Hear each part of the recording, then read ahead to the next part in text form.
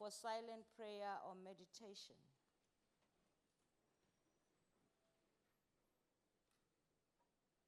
Thank you very much. You may be seated.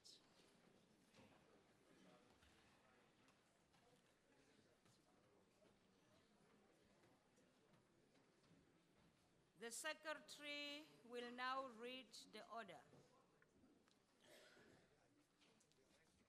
Debate on vote number 5, Home Affairs Appropriation Bill. I'll now invite the Honorable Minister of Home Affairs, Honorable Kigaba.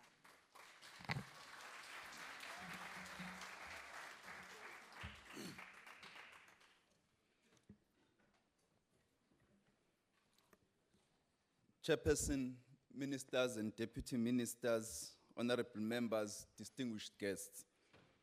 It is with a profound sense of responsibility that I stand before you to table our budget vote for the 2016-2017 financial year. We know the duty we owe to our people to lead them along a path that leads to a majestic but attainable future, to be tireless, ethical, and innovative, to deliver quality services in a manner that is convenient and enduring. The notion that government is boring and how we deliver services is itself devoid of innovation and new ideas is being negated in practice in this department that many people once resented visiting. On Wednesday, I received a text from Mr. Tibalo Shabalala on Instagram saying, I quote, "Minister, I applied for my new smart ID last week Friday online and got it today, Wednesday, 20th April 2016. It took literally 2 to 3 working days for me to get my ID. I collected it at FNB branch in Sentin. Good service. We congratulate you and your ministry for the hard and excellent work," close quote. Tibalo is one of the many young South Africans between 30 and 35 that have sent us messages praising the groundbreaking e-Home Affairs. There is no end to what we can achieve for our people if we place both our hands on the full spectrum of opportunity offered by science and technology, the better to improve their lives by delivering our services better and more conveniently.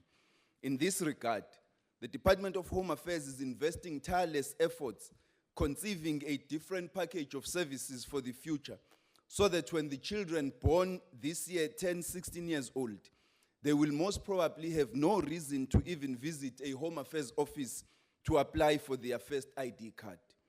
Chairperson, our department is evolving with times. The better to be able innovatively to execute our important mandate. For far too long, Home Affairs has been perceived as a slow, moribund department offering low-value services in an inefficient and indifferent manner. No more. We are reimagining Home Affairs as a modern, digital, secure custodian of national identity, responding to the present and future needs and circumstances, and run by professionals operating in a highly secure environment to protect the precious records of the lives of our people. With this in mind, it is appropriate that Cabinet decided last month to fully integrate Home Affairs into the security cluster, and thus paved the way towards the pursuit of this new vision that will see the department realigned and repositioned within the governance system. In line with the NDP and the Cabinet's key outcomes, Home Affairs offers 4 critical contributions to the nation. That is, enabling economic development, contributing to national security, enabling effective service delivery, and supporting governance and administration. Reimagining Home Affairs means we must not only modernize the department, but must repackage and position it firmly as a pivotal pillar for the pursuit of these 4 critical areas, and a reliable partner for ordinary people, government departments, and the private sector in pursuit of these goals that are so central to our dreams as a nation. This extensive view of Home Affairs will enable critical partners in the public and private sector to identify their needs and partner with us to fulfill them in the national interest. In this difficult economic climate, departments must demonstrate their value proposition and the savings they can realize. A modern, secure Home Affairs will require a larger budget, and by the end of this year, we will present a business case to Cabinet for approval. Among others, It will show how a modern, secure Home Affairs will enable government and business to deliver services better, cheaper and faster, and drastically reduce fraud and meet the above-mentioned 4 critical contributions. There will be opportunities for Home Affairs to generate new revenue streams, and hence the overall impact of this realignment on the fiscus should be positive.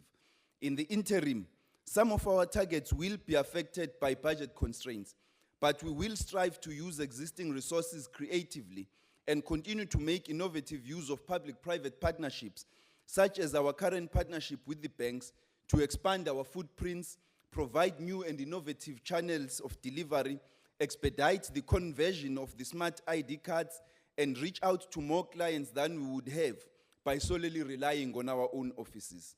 Chairperson, universal civil registration rests on 2 legs: early registration of all births within 30 days and provision of identity documents to all adults. Safeguarding the identity and status of each new South African and the accuracy of our national population register depends on this.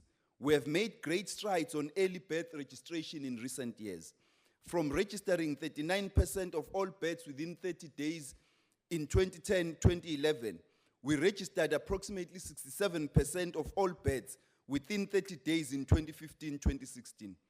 Through consistent information campaigns, stakeholder engagements, and the provision of Home Affairs services at 389 health facilities nationwide, most of which print full birth certificates on site, we are making measurable progress on entrenching this norm. Without an accurate NPR, we cannot secure our identities. There will be many kinds of fraud, and planning for key services such as health and education will be compromised. We will continue working with the Department of Health, community stakeholders, and the media to pursue 100% compliance with early birth registration. Chairperson, as you are aware, Home Affairs manages immigration by balancing 3 overarching objectives: economic development, national security, and the fulfillment of our international obligations.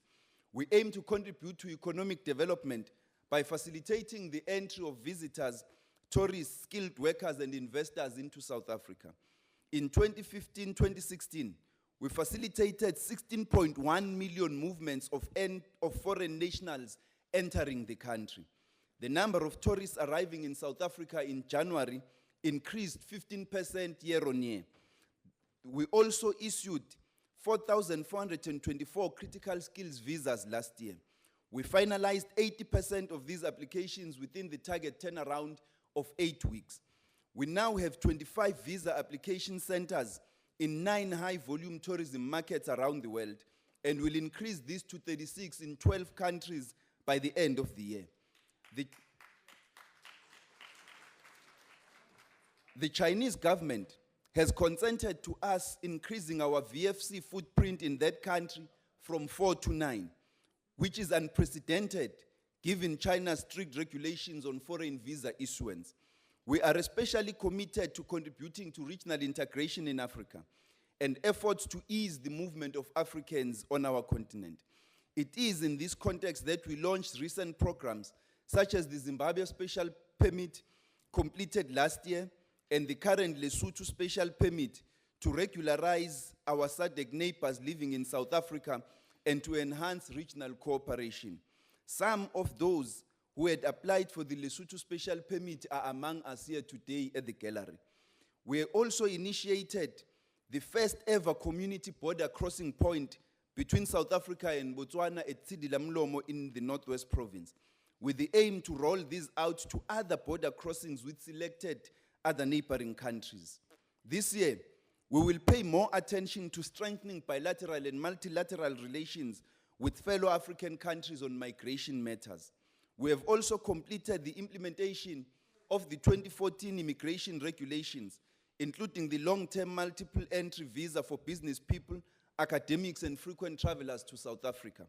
We started implementing biometric capture at OR Tambo, King Shaka, Cape Town, and Lanseria international airports, which has enabled us to abolish the transit visas at these airports and allow prospective travelers, mainly from China, to apply for visas through accredited tourism operators.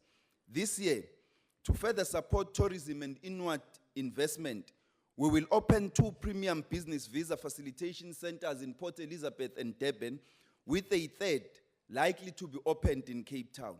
Furthermore, I have directed the department to explore ways to improve our management of international students. International students constitute a key segment which is prioritized by governments globally because of the economic and social benefits they offer host countries in terms of adding to the skills base and contributing positively to society more broadly. The first of these initiatives to be formally launched in the coming weeks is a special exemption to allow graduate international students in critical skills areas to qualify for permanent residence permits upon graduation. This measure, Honorable Minister, just a minute.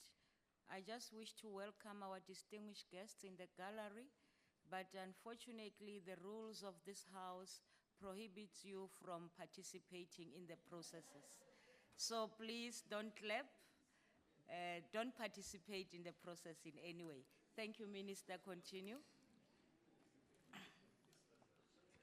thank you, Chair. This measure is to ensure that South Africa benefits from all of the skills produced by its universities and to make it easier for international students who want to work or start business in South Africa upon graduation to do so. We should also note that last year on Africa Day, we held our inaugural Mkhaya Migrant Awards as a way of acknowledging and celebrating the positive contributions of immigrants in our society. Some of the recipients of these awards are amongst us also at the gallery. In terms of the new white paper being developed, issues of the integration of immigrants in our society will receive prominent attention. Chairperson, in terms of the 5 priorities we outlined last year, first, we are making steady progress to modernize and digitize home affairs in order to transfer the inconvenience of service delivery away from the client towards ourselves. The live capture system, which supports the smart ID card and the passport, offers South Africans a glimpse into the future of home affairs. The modernization program seeks to answer the question we asked above about what type of home affairs services will today's newly borns find when they turn 16 years old in future. In this regard, we have issued 4.1 million smart ID cards to date and have met our target of 2.2 million ID cards issued last year. We aim to issue another 2.2 million ID cards this year. Over the next few years, we must replace 38 million ID books with smart ID cards. Live capture offices have increased from 140 to 178, and all of them now accept payment by cash, debit, or credit cards. However, even with 178 modernized offices, getting to 38 million and beyond will pose an enormous challenge. To accomplish this, we need to be creative. Modernization requires us to develop new channels to serve our clients more conveniently. That is why we developed e-Home Affairs, a groundbreaking, innovative solution in partnership with the banking sector. It is an online platform where customers can apply and pay for smart ID cards and passports, which they can finalize and collect at their bank. Last year, I told you that very soon a client, perhaps named Tagalani, would be able to apply on the e-Home Affairs website for a smart ID card. Well, Tagalani is here today, having used e-Home Affairs to get a smart ID card without ever stepping foot into a Home Affairs office. Tagalani. Well, thank you, Tagalani, for joining us today. It was a pleasure to serve you and millions of others who will be taking advantage of this service. E-Home Affairs was launched by President Zuma on the 7th of April this year. 4 banks have participated with us to go live, and the service is operational at 11 bank branches in Gauteng and 1 in the Western Cape. As of yesterday, close to 8,053 applicants had used e-Home Affairs to apply for smart ID cards and passports at the banks. To manage capacity, Only applicants who are between 30 and 35 years old are able to apply through eHome Affairs for now. But this will be expanded as we also expand the number of participating branches. When we finalize the rollout plan for the eHome Affairs, as well as the conversion plan for the live capture and mobile units, we will review the cutoff dates for the Green ID book and announce new timelines. However, we are grateful for the partnership and support we have received from the participating banks and industry bodies on this initiative. Other initiatives taking place this year as part of modernization include spending 10 million rand to digitize 6 million birth paper records in order to improve efficiency and turnaround times by making these most used records electronically accessible at a click of a button. Automating birth, marriage, and death processes like we do with the Smart ID card and passport. Working with SETA and other service providers to improve system uptime, and exploring options to refresh or upgrade our mobile units to serve remote communities. As we ventured onto rendering our services online, we have strengthened our network and system security, and we will continue to strengthen our cybersecurity capabilities.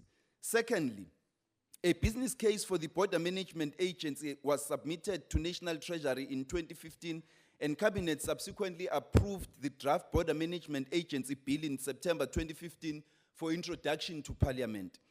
Between November 2015 and April 2016, engagements on the draft bill have been taking place in NETLEC, which should be completed by the end of this month, paving the way for the formal introduction of the bill to Parliament. We launched Operation Pyramid in 2015, aimed at improving our coordinated attempts to secure the borderline environment outside of the ports of entry. This year, the focus is on change management and finalizing various other organizational establishment tasks for the BMA's launch. The 1st of April 2017 is the target date for the establishment of the BMA. A concurrent priority in 2016 is to finalize the integrated border management strategy for the country. Thirdly, we registered a PPP with National Treasury last year and appointed KPMG as a transaction advisor in December 2015 to lead the process towards the revamp of the physical and systems infrastructure of 6 key land ports of entry. Priorities for this year are the completion of the business case in order to apply for the first Treasury approval by the end of this year. We expect that the final Treasury approval will be obtained in 2018, paving the way for the commencement of bidding and actual construction by 2018-2019.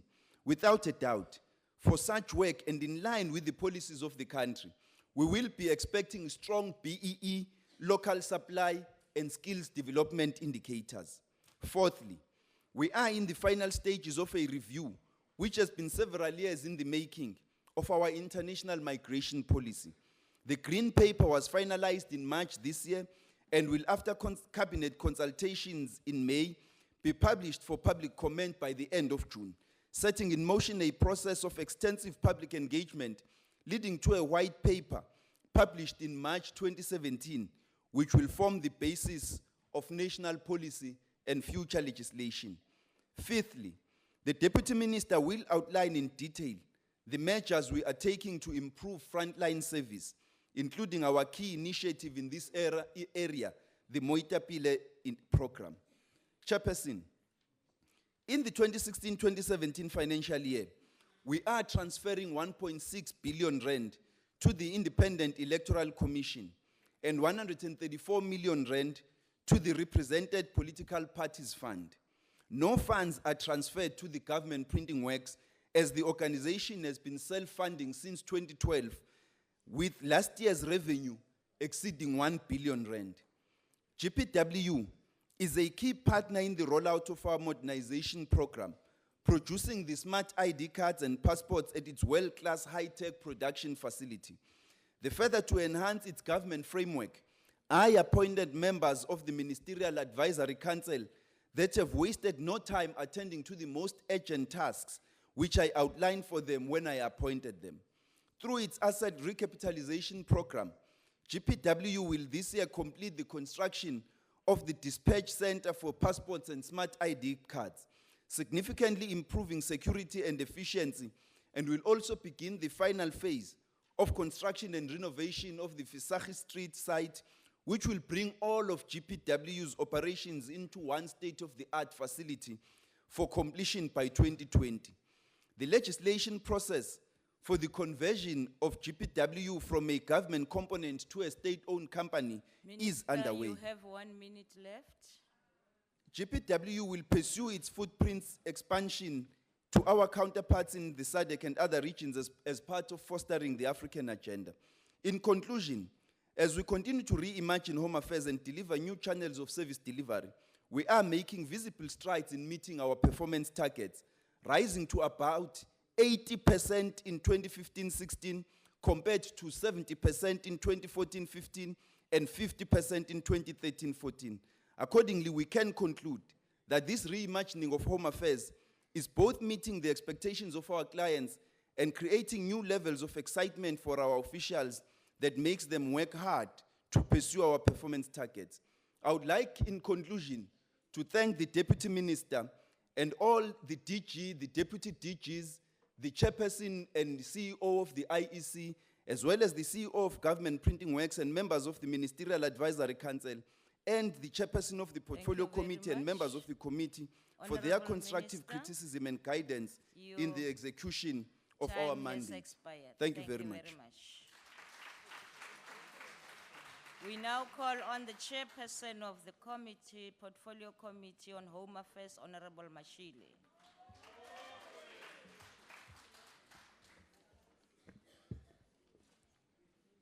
No, thanks. Chairperson, let me acknowledge you in the chair and both the minister and the deputy minister in our midst.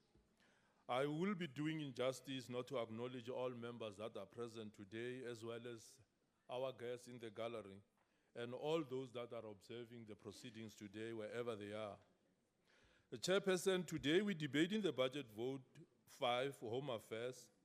This is the department that services more than 50 million clients on and under the surface. In other words, this is a department that recognizes a child born and accords status, and also records the death and accords such status. This situation is made worse by the presence of all foreign nationals within our borders, whether documented or not.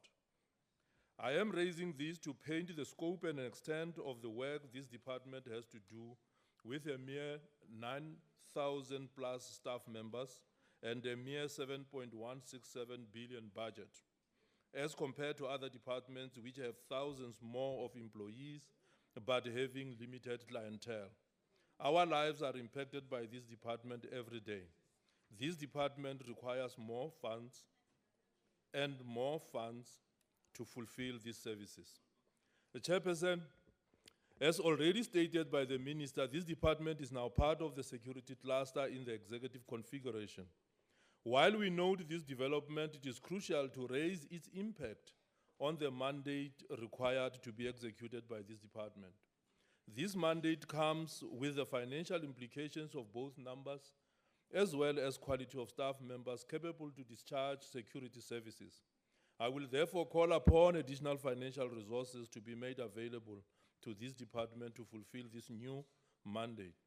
This will enable retraining of staff, new infrastructure, equipment, and recruitment of more personnel for this particular purpose. Chair, in the quest to improve our lives, the Department of Home Affairs is making a contribution in the following national outcomes. Outcome 3, all people in South Africa are and feel safe. Outcome 4, decent employment through inclusive economic growth. Outcome 12, an efficient, effective, and development-oriented public service. And outcome 14, national building and social cohesion. The following are key areas in the medium-term strategic framework focusing on effectively defending, protecting, securing, and well managing our borders, ensuring that identity of all persons in the country are known and secured, and streamlining regulations to reduce burden of importing core and critical skills needed for our economy. Chair, in the State of the Nation address early this year, the President, Jacob Zuma, made calls on government and some are for government to take advantage of the recent changes of visa regulations to boost inbound tourism. 2, to improve the access and service delivery to foreign nationals applying for documentation at Home Affairs. 3, address concerns from companies about delays in obtaining visas for skilled personnel from abroad. 4, eliminate wasteful expenditure within government and urge all citizens over the age of 18 to register to vote in the upcoming local government elections. As a responsive government led by the African National Congress, the department is putting this in place, whereas some are already in place. Some responses not limited to are the following: the introduction of the accredited tourism company program for countries like China, India, and Russia. Extend the validity of parental consent affidavit to 6 months, considering a long-term multi-entry visa for a period exceeding 3 months and not exceeding 3 years for frequent travelers, business people, and academics. Introduction of special business permit for business people that may be valid for up to 10 years. The review of the immigration policy to cater for improved administration of asylum seekers and refugees. And of course, is the call on the IEC to embark on popularizing the open registration weekends, especially targeting our youth. Chair, we urge the NEDLAC process to complete its discussions on Border Management Agency bill. We need this agency to seal our borders as of now. We need to stop illegal crossing by undocumented foreigners. We are proud of the modernization program to make Home Affairs experience to be appreciated by its clientele. This program improves access to the department as well as services. On some services, the times taken to deliver has been shortened significantly. We really commend the department on efficient delivery on smart ID cards and passports, and also revamps of front offices and the latest partnership with the banks to expand access. The digitization of documents in Home Affairs in partnership with State SA is welcome. Chairperson, we have now filled all vacant positions in the Electoral Commission, with Mr. Glenton Mashinini as a commission chairperson. We now have full complement of capable men and women to continue the good work of the commission as a cornerstone of our democracy. Our commission is now consistent with Section 193, sub 2 of the Constitution of the Republic of South Africa. We will be holding local government elections on the 3rd of August. We're happy that the IEC is ready to stage and manage the elections on the day. We, however, have reservations on the threat of the Electoral Court ruling on the Tlokwe by-elections. We fully support the appeal by the IEC to the Constitutional Court to seek clarification. We should avoid disenfranchisement of citizens on the right to vote, which some of us died for in this country. We also call upon all political parties and civil society organizations to assist the IEC on matters beyond their power to be able to deliver free and fair elections. Let us allow our people to freely exercise these hard-earned rights without creating hurdles and jeopardize the integrity of our elections. Chairperson, the government printing works continues to excel in governance and as a high security printer of note in Sub-Sahara. We do encourage government printing works to expand its services to efficiently utilize their highly technical and expensive equipment. We also support government printing works to be a state-owned enterprise to ensure its sustenance of its highly specialized staff. We, however, are disappointed to learn that the current CEO's term come to an end at the end of this year. He steered this government component competently, and we hope for the successor of the same caliber. I wish him well on his future employment or deployment. Chairperson, the department has a total budget of 7.167 billion for 2016-17 financial year. While we appreciate the appropriation, it stands very clear that Additional resources are required moving forward to enable the department to expand modernization to all Home Affairs offices, increase immigration inspectors, retrain staff for security services, employ more staff for our borders. We urge the Budget Committee to relook the mandate of Home Affairs in terms of budgeting. The African National Congress-led government will continue to improve services to our people. The sovereignty of the Republic is largely dependent on this department. We do value security of our state seriously. We do want to ensure security of our population register and ensure that all enter that population register through birth and registration within 30 days of their birth. We pin our hopes on the creation of the Border Management Agency to seal our borders. We want to be able to account for every soul in the country at any given time. This budget will put us on the right track towards achieving these goals. All South Africans of voting age are urged to vote for the African National Congress on the 3rd of August, 2016 in the coming local government elections. I therefore support this budget and hope that everybody will support it. I thank you. Thank you, Honorable Mashile. We'll now invite Honorable Hussein EGA.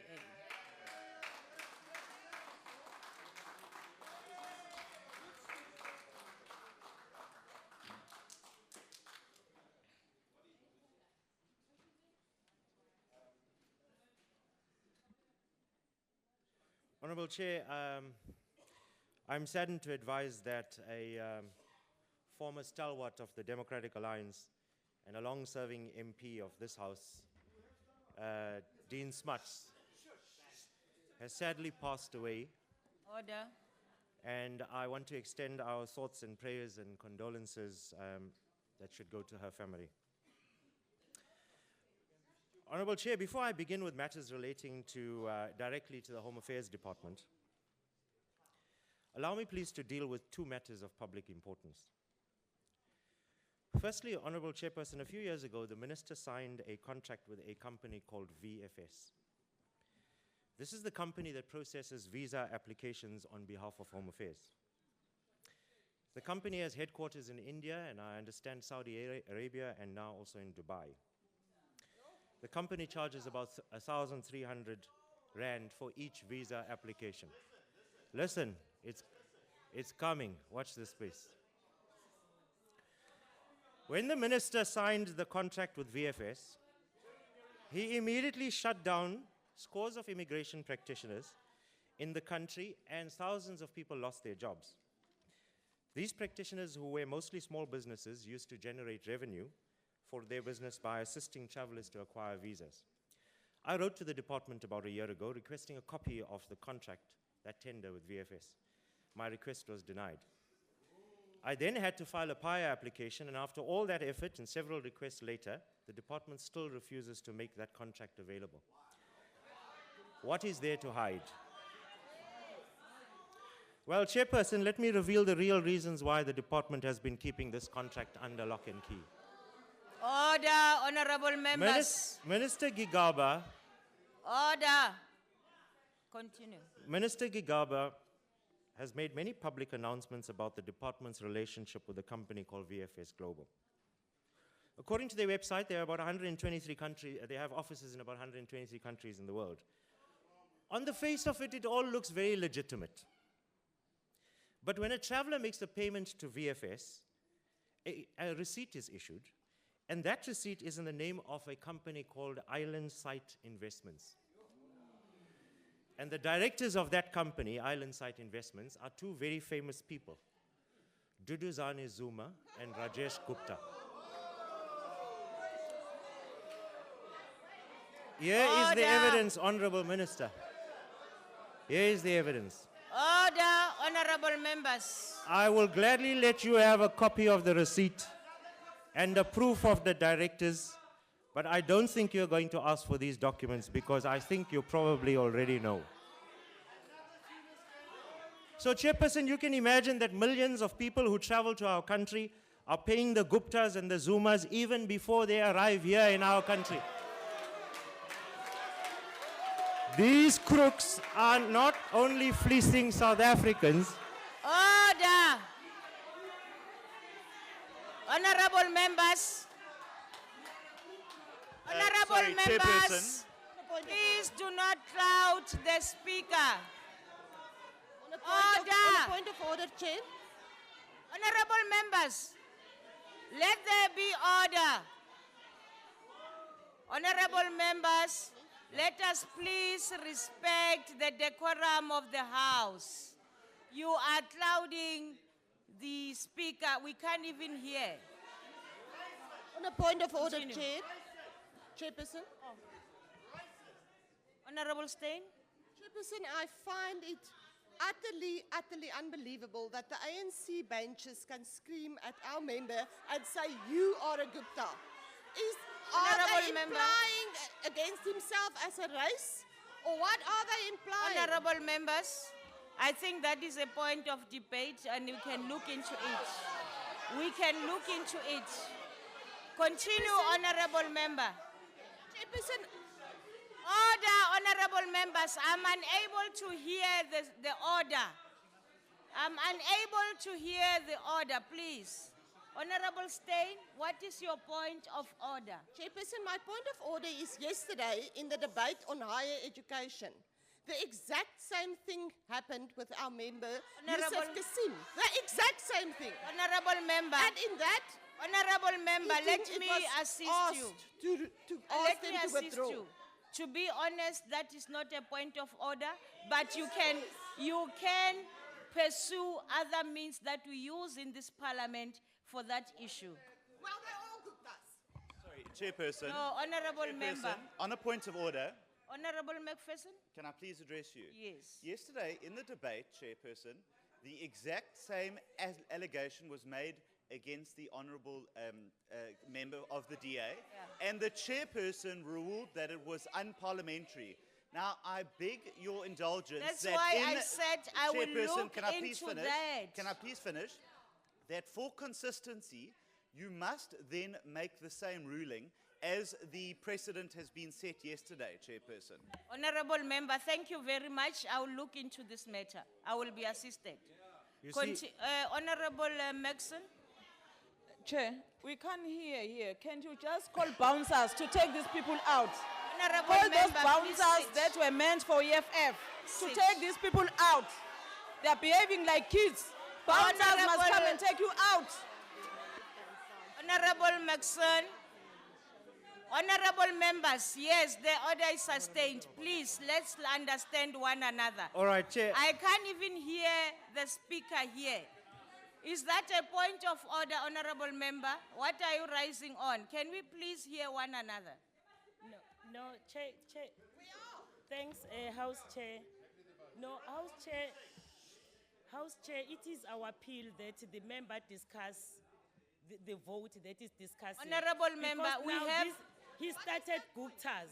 Honourable and then people members, are talking about Guptas. I think we have members of the and now it looks ANC. like Guptas too. Please sit. Let me say this. We have members of the ANC that will take the podium. And on those issues, I think it's a point of debate, and that will be taken there. Continue. You see, Honorable Chairperson, this insult about the Guptas does not bother me. I tell you, because the apartheid government, Honorable members, I can't hear. How do I rule? the apartheid government called me a coolie. This government calls me a Gupta, but I don't give a damn.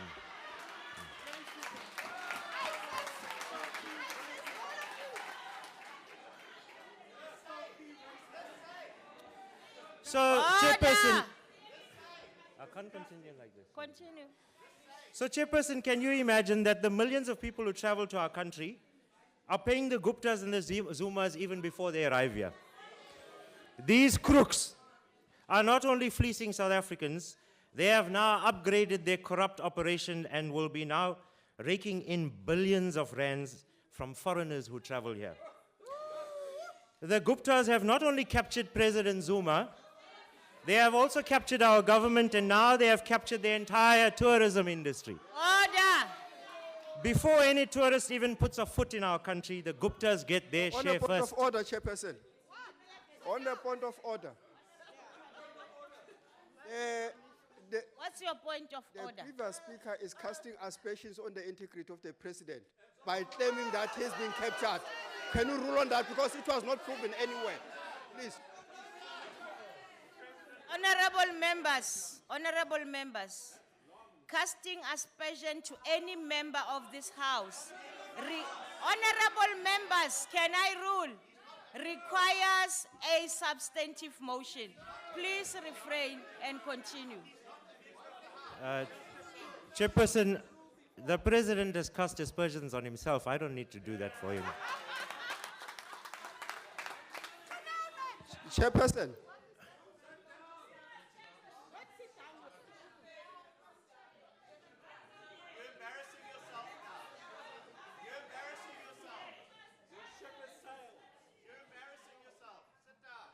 Continue. So before any tourist even puts their foot in our country, the Guptas get their share first.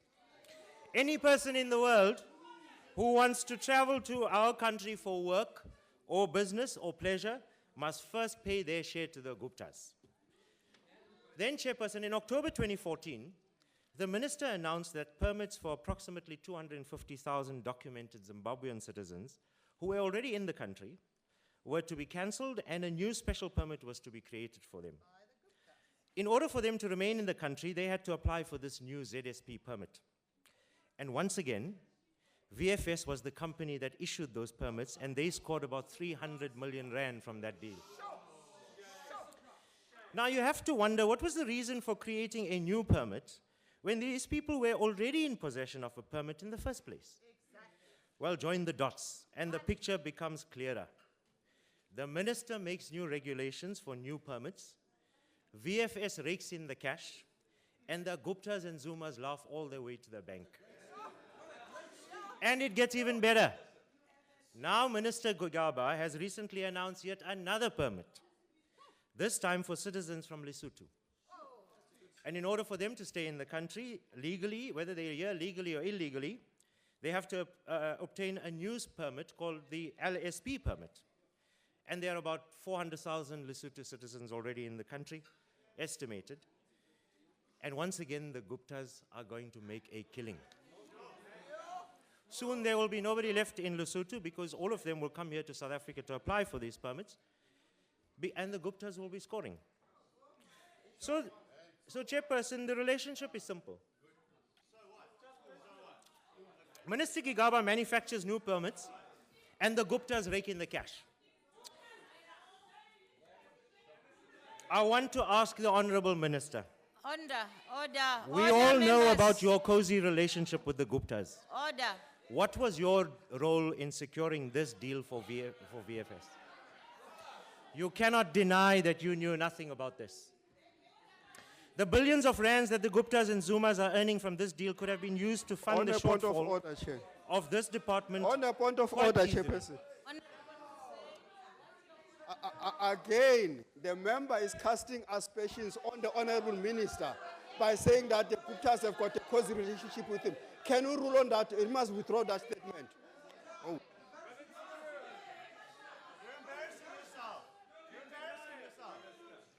Go to the canteen. You're embarrassing yourself. You deny it. Go rather eat lunch. You're embarrassing yourself here. You're embarrassing yourself. Let me start with that one. Honorable members, to say that a member of this house is a Gupta is unparliamentary. And honorable members, because it was a shout, I want you to refrain from doing that. Secondly, the Honorable Hussein, you cast aspersion on the minister for his relationship with the Guptas, and that also requires order, honorable members. That also, you know very well by the rules of this House, requires a substantive motion. So please withdraw from that. Chairperson, I asked the minister a question. He must answer when he has a chance to respond. Honorable member. He is going to have a chance to deny it. Honorable member Hussein, Chair, please withdraw. Chair, this was a question I put to you. Honorable member, please withdraw. Well, let's hear the minister's response. Honorable member. And I'll withdraw. Honorable member, please withdraw that. Chair, I said I've withdrawn. Point of You clarity, can't Madam withdraw. Chair. I said I withdraw. Oh, thank you But very he much. must still answer. I withdraw. Thank you. Point Continue. of clarity, Madam Chair. Continue. Order, honorable members. The billions of rands that the Madam Chair, Guptas and point Zuma... of clarity, please. On which rule are you standing, honorable member? I'm standing to request you to... Honor? I'm standing to ask you to give the authority under which you have decided that a question cannot be asked in this House. You want to ask a question to the... No, I'm asking you to give me the authority under which you have ruled that a person on the Honorable podium... member, if you have a problem with my ruling... I do. Order. Order, honorable members. If you have I'm a asking you to give... Honorable member, please sit. Please sit, let me respond to you. Please sit. If you have a problem with the ruling that I made, which has been concluded by the member withdrawing, please make sure that you follow the right processes. We have got the Rules Committee that can deal with that. Madam, Thank you very much. I'm Madam, not I going was to allow asking you. you- Please sit down. Please sit Madam, down. I still need to ask you my question. You No, apparently haven't please heard sit it. down. Can I be covered, madam? I don't answer questions. If you have questions, write to the Rules Committee. Continue, Honorable Point of Hussein. order. Point of order. Honorable Chairperson. Deputy Minister. Is that a Chairperson, point of order? It's a point of order. And as I understand it, that when the chair makes a ruling, members are to abide by your ruling. You are not to request them to abide on a continuous basis, allowing them to challenge Thank you your very much. ruling. Thank you. I want to suggest Order, honorable members. so now you can shout. Honorable members. Now you can shout. Order. Don't become Order. hysterical. Take your Honorable tablets. Deputy Minister, please sit.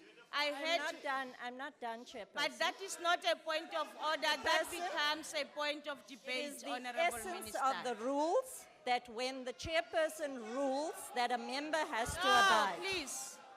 Honorable members, can I please explain to you what a point of order is for just for this time? A point of order, honorable members, concerns a point of procedure or an order relating to the rules and practice of the House.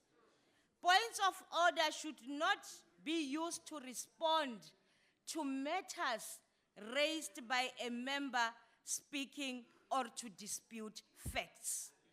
So having said that, honorable members, let us refrain from frivolous point of orders.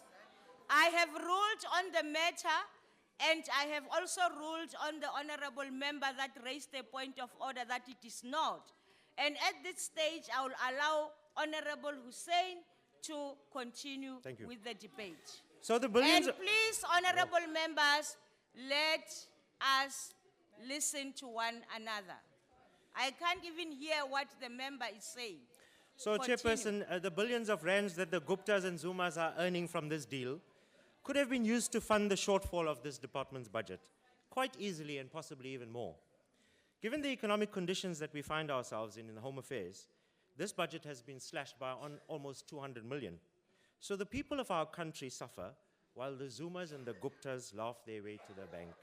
Honorable House Chairperson, Honorable Deputy Chief Whip, is this member willing to take a question?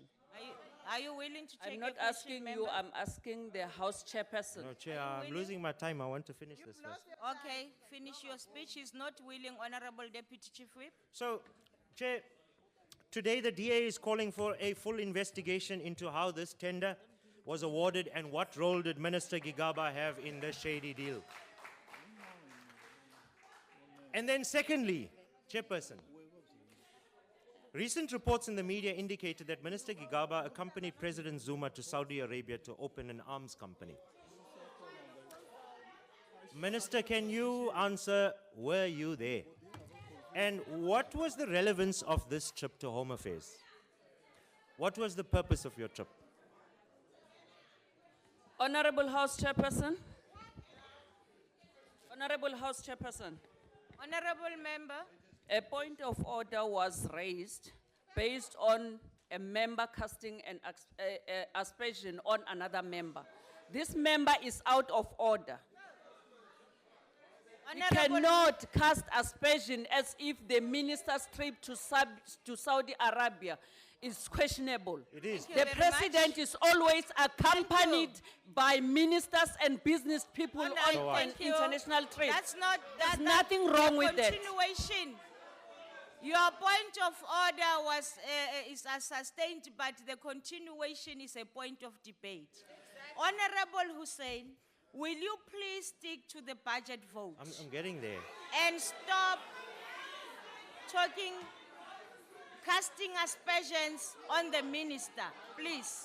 Chairperson, I want to get there, but it's the ANC that's preventing me from getting there. So let me now turn to deal with matters of the department. Calm down. Chairperson, we must give recognition for some of the advances and good work done by the officials in the department.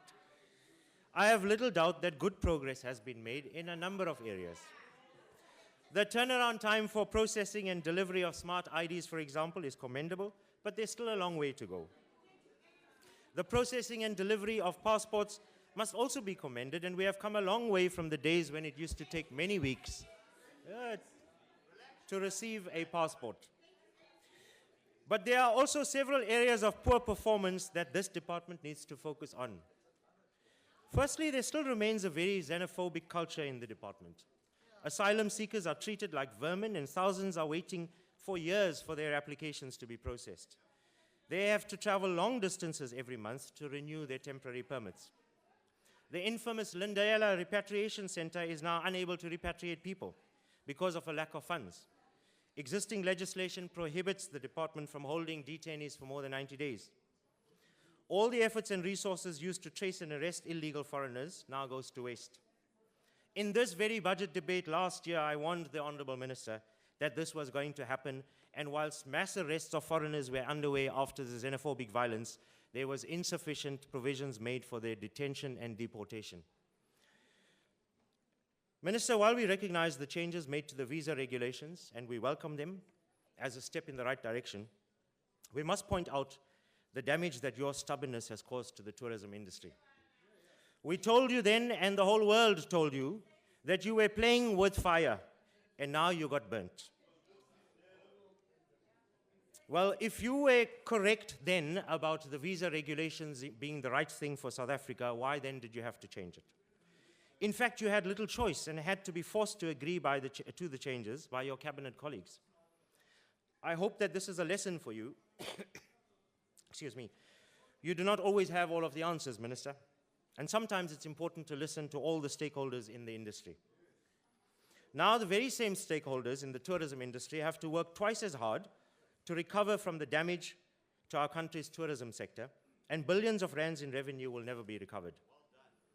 Chairperson, millions of South Africans turned up to register as voters over the last registration weekend. The IEC, whilst awaiting the outcome of the court's decision, sent out millions of text messages to voters. You have 1 minute left, Honorable Hussein. When voters turned up in the first place to register many years ago, all of them had to declare their addresses. What has happened to those addresses? And I want the Minister to answer today whether or not he is aware of exactly what's going on in the IEC and confirm whether or not the IEC has lost registration and address details of voters. Chairperson, I want to extend my appreciation to the senior officials in the department, from the Director General to Mr. Jackie McKay, to Mr. Tulani Mavuso, for all the assistance that they assist us as members of Parliament in this portfolio committee We receive a number of complaints and they assist us, and I really do want to express our appreciation for that. I also like to express our appreciation to the two lovely ladies from the Democratic Alliance who help the people every day, Tanya and Carmen Felsman, for their assistance. And I thank you. Thank you Before I very leave, much. Chairperson. Their time has expired. Thank you very much. Honorable Sope, please take the debate forward. Order, honorable members. Thank you Order. very much, Chairperson of the session. The FF rejects budget vote 5 of the Department of Home Affairs. With a budget Order. allocation of 7.1 billion for the current financial year and 8.5 degrees from what the department was allocated last year, it is going to be ever so difficult to realize the objectives the department is mandated to do. This points to fundamental problems about the department's strategic orientation. It is difficult to understand that while the department faces serious internal lack of capacity, to such an extent that it is now requires the services of banks to help issue ID documents, they will now see it proper to reduce funding allocation to services directly needed by our citizens. There is also no indication of how much will be the partial outsourcing of the issuing of ID documents to bank cost in relation to how much this service cost when it was done by Home Affairs officials. Every day we hear of stories of bank fraud, and every day we experience long queues from banks. To take such important function of the department to the banks, this is a very bad move. Number 2, what system and security is in place to ensure that such will not happen with such important information our people have trusted the government with? The department must build internal capacity to ensure that it does not outsource its core mandate. The department also has no plan in place to assist IEC to deal with its problem relating to voter registration after the Electoral Court ruled that the voters' roll must have addresses reflected. This may have serious ramifications for this year's local government elections and future elections. There is no budget allocation in anticipation of what may happen should the Constitutional Court confirm the ruling of the Electoral Court. The ANC has proved that they are so desperate to retain municipality. They are busing people as far as from Free State to Northwest. That's why you are sitting with that Tlokwe crisis. As EFF, we have learned from our past experience. We will not allow what happened in 24 during the national elections. We have trained our ground forces. We have trained our ground forces on the ground to become party agent. Come August 3, we are going to have each and every voting station, we are going to have party agents who are sick and tired of ANC corruption. You have been addressing an empty stadium in PE. Your president of ANC Youth League, Oros, was rejected by the workers. If you must learn to a lesson. Your Oros was running out of his life yesterday. We have prepared as the FF this time. We call on the IEC to deliver credible, fair, peaceful 26 local elections. The Department of Home Affairs... Left, honorable member. Sorry? 1 minute left. The Department of Home Affairs have failed to deal with systematic corruption at all levels, from fake IDs, fake marriages, irregularities. Such is not a surprise to such because minister who declare no business interest or additional income display lavish lifestyle and go around and dish 500,000 cash to girlfriend to do what? To cover up ex-marital affairs. Chairperson, on the point of order again. I'm unable, honorable members, order. I'm unable to hear the speaker. Honorable Khadebe, what's your point of order? Honorable Chairperson, the speaker there is discussing the private matters of the minister without doing it on a substantive way. Can you please deal with that?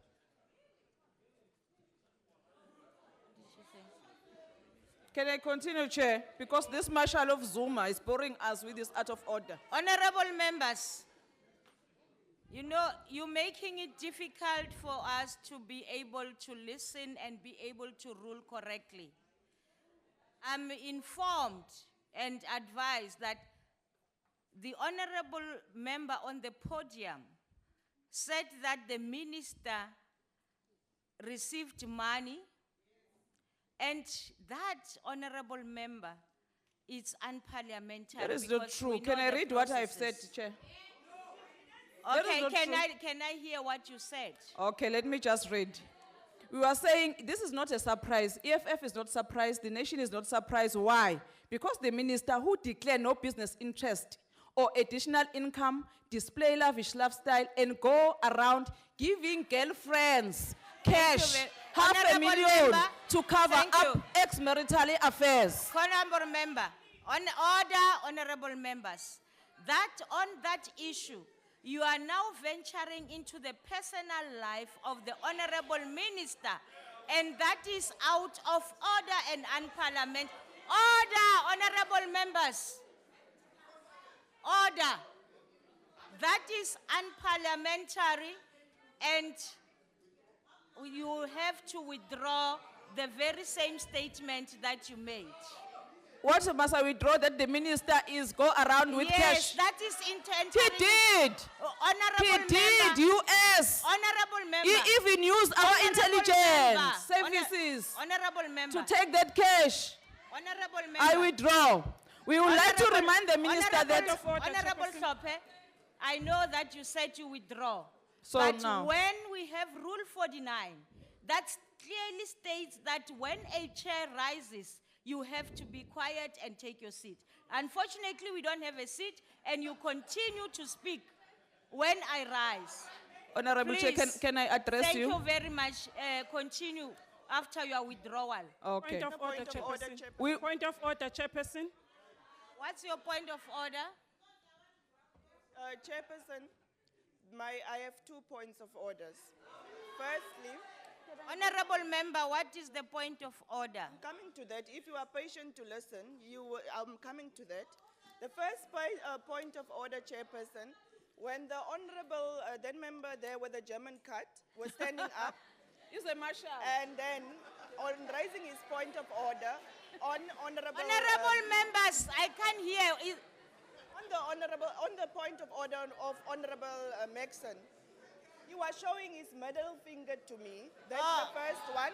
Many people Honorable have seen members, him. thank you. Please, let And me my respond. second one, Let me my respond. second one, you first gonna respond to that one, then I come back. I only allow you a point of order. I didn't allow points of order. Okay, and then the other one is. A point. Thank you. Sit down. Can I come Honorable back members. again? Because Honorable I have member, please several. take your seat. I have several. No, Your ruling, please you take are your ruling. You seat. can't chair this house, when Please you take- can't chair this house. Please take your seat. You can't chair this house. No. I'm speaking. You let this house. Honorable be- member, are you allowed going to listen to me or? I don't listen to you. Can you please withdraw from the house? Please withdraw from the house. Chair, can I Please continue? withdraw from the house. No, because I wanted to respond. Honorable member, But Chair, you are listen taking my to me. time.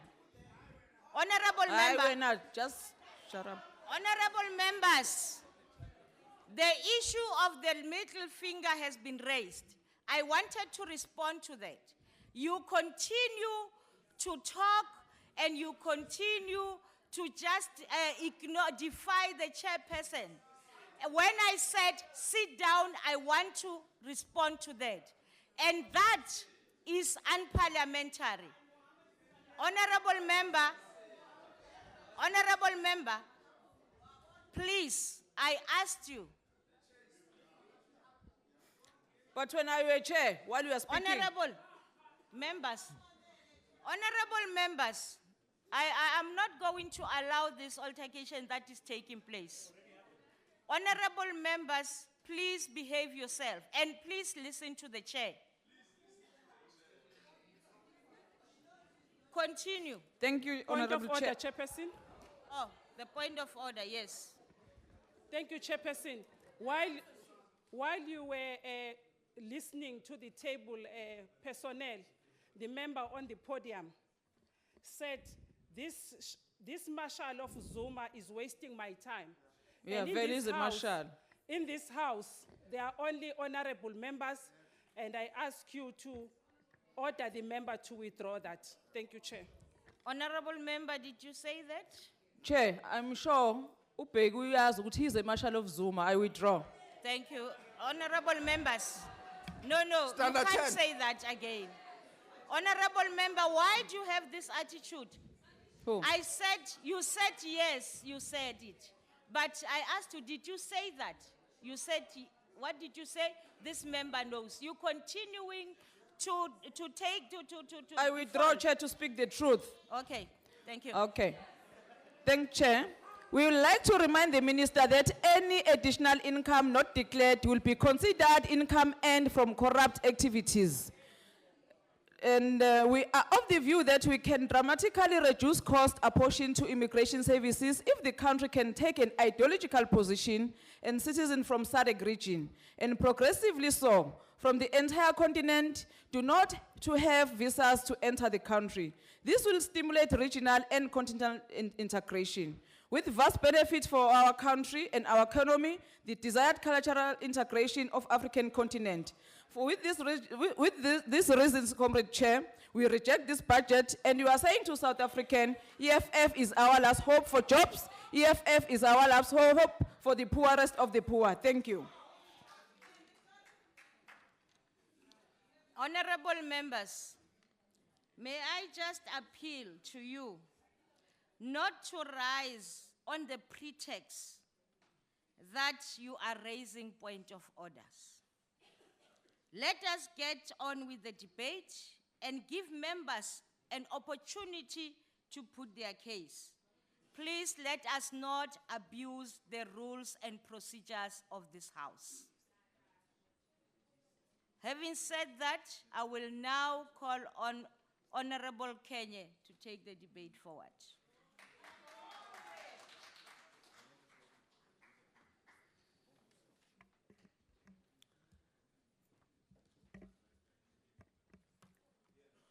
Honorable Chairperson, Honorable Ministers and Deputy Ministers, Honorable members of this House, and the members in the gallery as our guests. I'm not going to waste my time by responding to the Gupta speech, and I'll also not going to waste my time on the EFF, who always rejects everything here. Now you don't know why are they here for? All the programs of Parliament, why are they here for? As we work together to move South Africa forward. On a point of order, Chair. As we work together. On a point of order. Honorable Kenye, Honorable Mandela. Honorable Chair, it is totally unacceptable for Honorable Member Hlope to call the Honorable Member that Makoko. It cannot be acceptable. Honorable members. Honorable member, order, honorable members. Honorable members, order. Honorable members, Honorable Hlope, Honorable Hlope, please stand. We shall call members of this House honorable members. And using a name like Gogo is unparliamentary. Can you please withdraw? But Chair, we are very unfair. Did I press the mic here? Did I speak here? Honorable you are always member, biased when a chairperson. Honorable member, You please listen sit to down. Honorable Mohammed that side. Member, You are please just don't listening to argue. Honorable Mohammed that side. Without me speaking on the microphone. That honorable member is old enough to be Makoko like myself. What is the Honorable problem? member, I have asked you to withdraw from calling her Makoko. Did I call her Makoko? Are you, that Mohammed, honorable member, Mandela Mohammed. You listening to Mandela Mohammed now? I didn't. Honorable member, honorable members of the EFF, really you are now really bringing this House into disrepute by not going according to the rules. Honorable member, please. Honorable members, I'm not going to allow this. I asked you, Honorable Hlope, clearly. Can I ask you again? Did you call Honorable Kenya the Gogo? Unfortunately, I don't have the clip, but that is very unparliamentary. Thank you very much. Can we call now Honorable Kenya to continue with the debate? Ingqeqesho iqala ekhaya. Ayisoze ibe lapha. Ayisoze ibe lapha ingqeqesho. As we work together to move South Africa forward, the ANC supports the budget vote for the Department of Home Affairs. The role of the Department of Home Affairs in our new democratic order cannot be underestimated. The department has the arduous task of consolidating information and documenting citizens and immigrants alike to ensure that they fully enjoy and contribute to our maturing democracy. The ministry and its administration, under the ANC leadership, has taken great strides in modernizing the department and thus contributing immensely in moving South Africa forward and forging crucial partnerships to improve and extend services to ensure that the people of South Africa are better served by our caring government. The department has ensured that all its key activities in administration of citizens and other clients' affairs occur in a safe and secured environment, thus contributing to greater security of the state. Honorable Chairperson, it is with great sense of pride to see the fruits of the giant steps the ministry and its administration have taken to modernize their systems for the benefit of us all. The modernization program embarked upon has, through automation which resides within a highly secured environment, reduced waiting periods for documentation substantially to only between 7 to 14 days. This program has further enhanced the department's data integrity as it feeds our departments with critical data. It is therefore of our paramount importance that the department is well resourced to create an enabling environment to deliver on its mandate. Honorable Chairperson, an appropriately resourced Department of Home Affairs contributes to the promotion of development, facilitates our fulfillment of international obligation, and creates an enabling environment for other departments to pursue their mandates. The current budget allocated to the department's administration is 2.2 billion rand, with a substantial amount of that budget going into the modernization program and the initiatives to make services of the department accessible to the citizens of other clients. This is couched under the transversal information technology management, as automation system is central to the department. This is to ensure that the identity of all persons in South Africa is known and secured. Lento ibangela ubana abantwana umntana athi efika emhlabeni abe sebhaliswa inhlelonto ye-ANC ke leyo. Honorable Chairperson, an appropriately resourced Department of Home Affairs will allow it to address its challenges of variable levels of service delivery, which is experienced by a minority of citizens and foreign nationals. Among these challenges are poor office infrastructure, improving current and reliable networks to enable the much admired modernization of the department system through innovation. The innovative initiatives of the department have not gone unnoticed, and this, Chairperson, means that the department is able to substantially reduce the waiting time for most of the services it offers. The automation of the systems, Chairperson, implies that resources within the current context of our economic environment are needed to ensure that the department enhances its capacity through hiring and training staff that need the requirement skills to fulfill the modernization program. It is indeed appropriate, Chairperson and honorable members, to commend the ministry under the political leadership of the Honorable Minister Malusi Gigaba and his administration, under the leadership of the Director General, Mr. Mkhuseli Apleni, for the sterling work they have undertaken so far to modernize and automate the department system. Their leadership have demonstrated that through meaningful partnerships, the resources that we have are by no ways a limitation, but through innovation can allow us to deliver even better service delivery by taking service to the people. Here, Chairperson, I am referring to the extension of the department services through the banks. This is a huge leap forward in fulfilling one of the department's outcomes that ensure that services to citizens are accessible and efficient. Through these partnerships, the department's service points have been increased.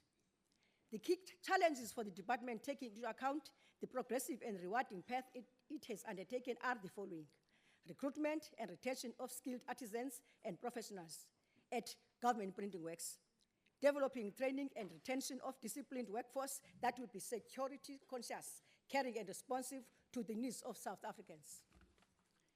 The need for vetting, considering the strides that the department has taken in securing its operational environment. Continuous improvement of audit outcomes. The department has taken tangible steps to ensure that these outcomes are improved by appointing the chief financial officer, the improved business processes mentioned in the foregoing paragraphs. In summary, Chairperson, the department's remarkable achievements have been the optimization of its business processes that have delivered the following: rollout and delivery of the Smart ID, which has radically reduced waiting periods. Smart IDs are delivered within 7 to 14 days from date of application. Over 3 million Smart IDs have been produced since 2013. Introduction of electronic queuing system. This has allowed quick turnaround of queues at DHA offices. The automated fingerprints identification supporting the national identification system. The automation of systems have saved millions of rand on papers and printing. Electronic updates on application of via SMSs. Fumana SMS kuthiwa izawuthatha i-ID yakho kwa-Home Affairs. Extension of working days to include Saturdays. The successful launch of e-Gazette by the government printing works in 2012. The successful launch in 2012 of the enterprise resource planning system, which integrates financial and manufacturing systems of the government printing works. Establishment of the call center and the refurbishment of frontline offices to improve service delivery environment. Fraud and corruption prevention through online verification and live capture of information and data in offices. Clean audit by e-government printing works. Chairperson and honorable members, all these improvements have been incremental but commendable and contributing immensely to people's government of the ANC's objective of moving South Africa forward. In case some have not noticed our giant strides, I am reminded of Ida Lang's words when he said, "The range of what we think and do is limited, but what we fail to notice. And because we fail to notice, that we fail to notice, there is a little we can do to change until we notice how failing to notice shapes our thoughts and deeds." I close quote. On that note, South Africans to vote the ANC. I thank you very much. Siyobiza manje Sekela Ngqongqoshe, Honorable Chohan, to continue with the debate. Order, honorable members. Thank you very much, Chairperson. Let me begin by extending both the Minister, the DG, and my personal condolence to the family of the late Dean Smuts. Ms. Smuts was a colleague of ours for many, many years.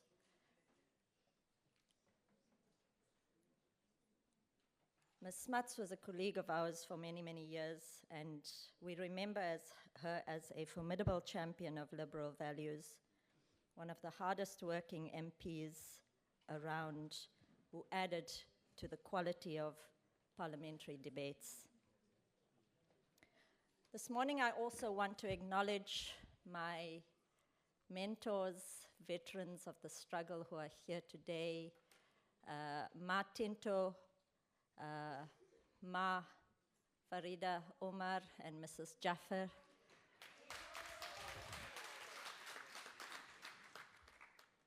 Their presence honors us.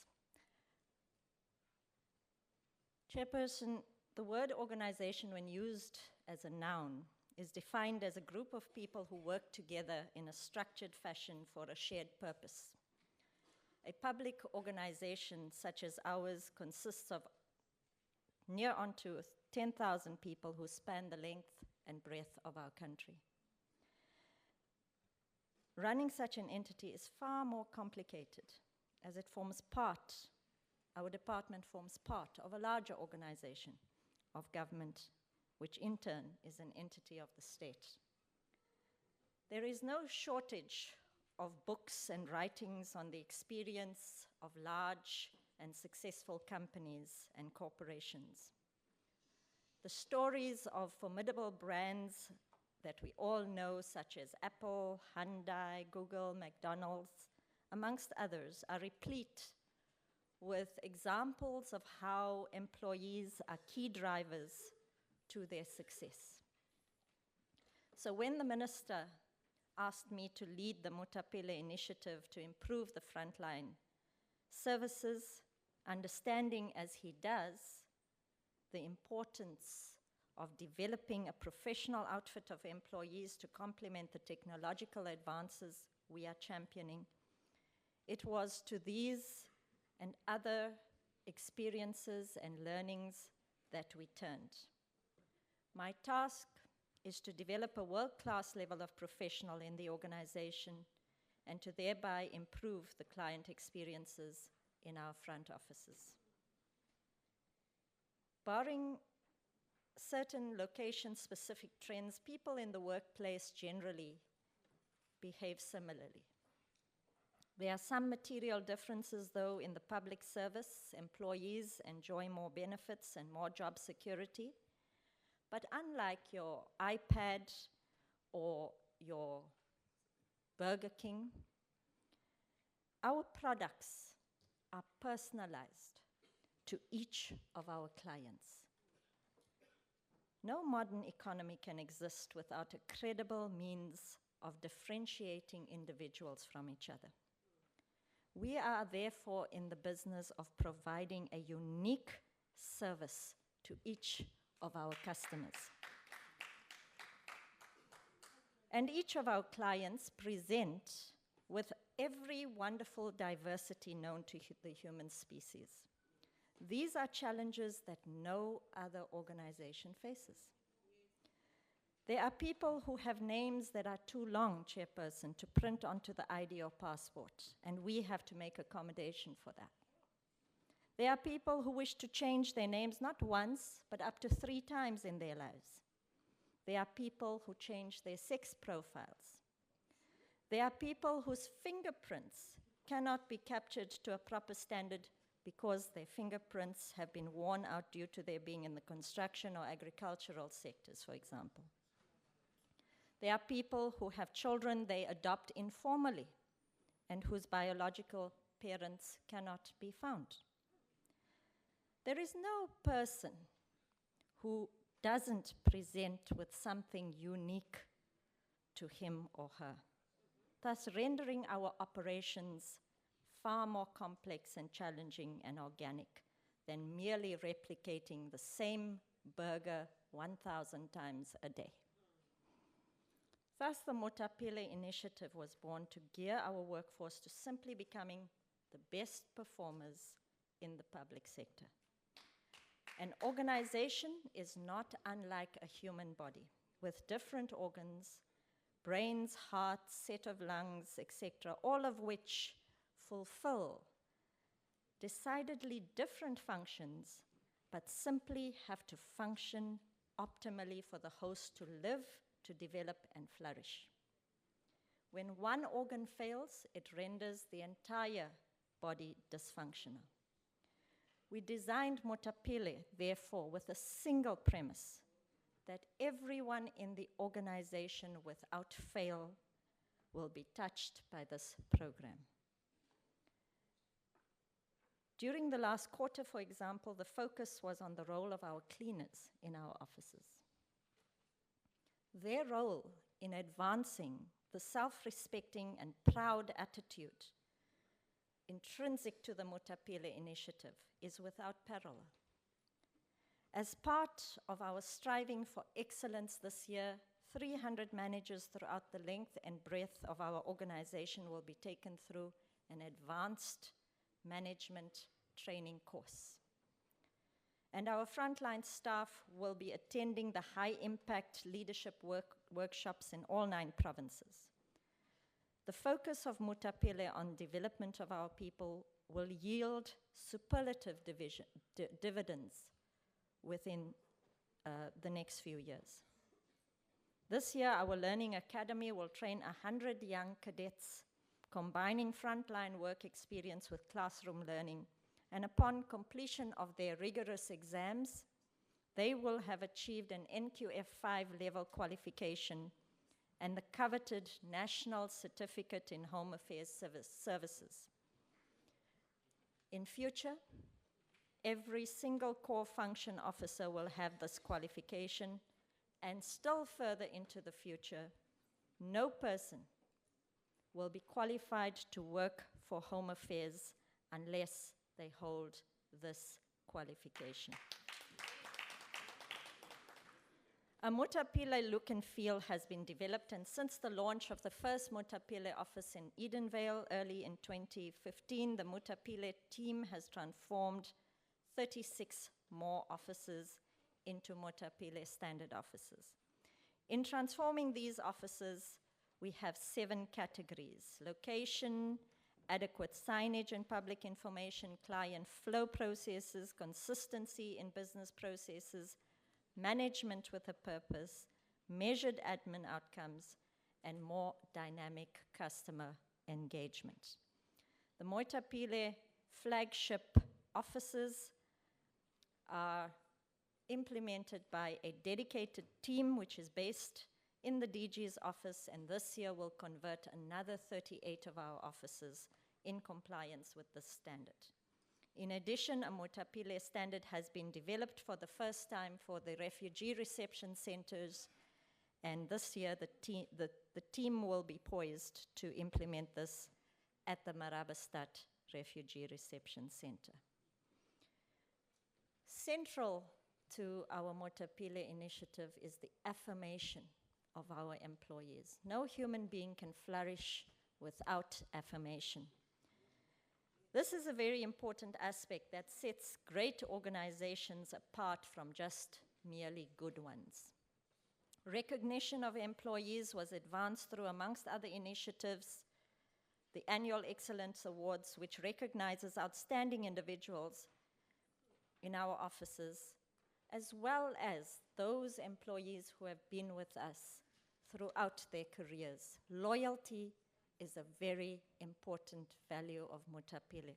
In this regard, I wish to salute 2 of our longest serving employees who are here with us. They have attained over 40 years of experience, Mr. Cedric Rampuda and Ms. Babs Fouchier. If you could just stand.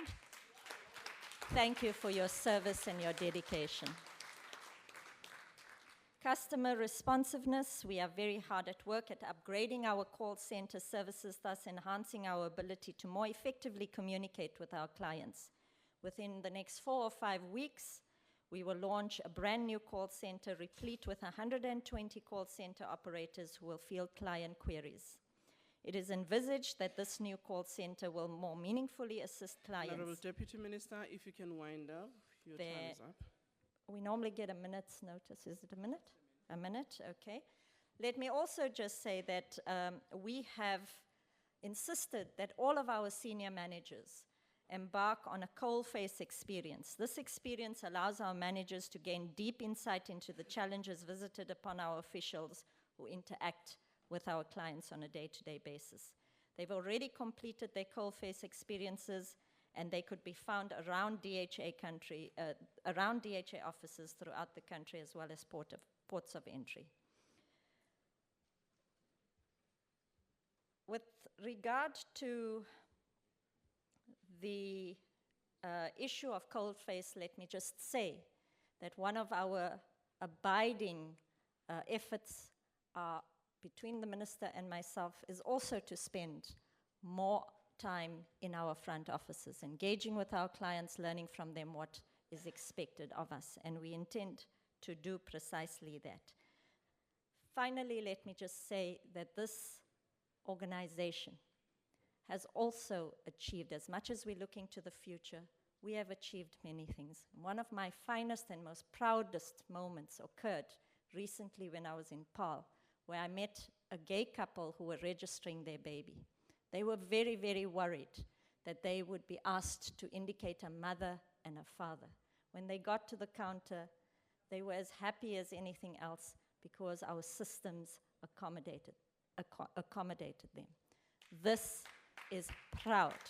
This is what we hope to be, to meet the full aspect of our creed and to live our constitution. Thank you very much, Chair. Thank you very much, Deputy Minister. I have allowed the Deputy Minister an additional minute more than the additional minute she requested. And I will take those 2 minutes from the Minister's response.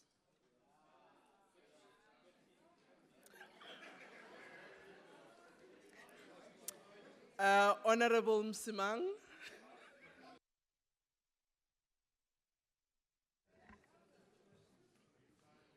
Thank you, Honorable House Chair. I read this debate on behalf of the IFP Portfolio Committee member, Honorable Nkomo. At the outset, let me state that the IFP supports this budget vote. As you know, this portfolio is close to our hearts and the heart of our leader, Prince Buthelezi, who held the position of Minister of this department from 1994 to 2004. Honorable Chairperson, this portfolio, like others, finds itself facing difficult challenges because of the uncertain socio-economic times we find ourselves in, not only domestically but also globally. As South Africa is seen as a leading light in Africa, we have a large number of asylum seekers requesting safe haven within our borders with the promise of a better life, not only for themselves, but also for their families. This goodwill is preyed upon by criminal and corrupt elements from within and without the department who accept bribes in return for asylum permits. This not only allows additional criminal elements into South Africa, but also threatens the safety of genuine asylum seekers who may be forced to return to home where they could face persecution. It was reported in a recent survey undertaken that more than 50% of refugees advised that they had been asked for a bribe before documentation would be issued. The porosity of our borders, combined with the paucity of our border controls, continues to lend itself to an influx of criminal elements who poach our wildlife and traffic in illicit narcotics and stolen goods. It has also been documented that South Africa remains a source, transit, and destination country for human trafficking. The department has an extremely important role to play in eradicating this scourge from within our borders and should everything in its considerable power to stop this devilish practice. On the domestic administrative side, and whilst we do commend the embracement of technology by the department in respect of the smart ID card development rollout, as well as the fact that one can now apply for an ID card and passport at some of our major banks, we are still of the opinion that administrative basics leave a lot to be desired.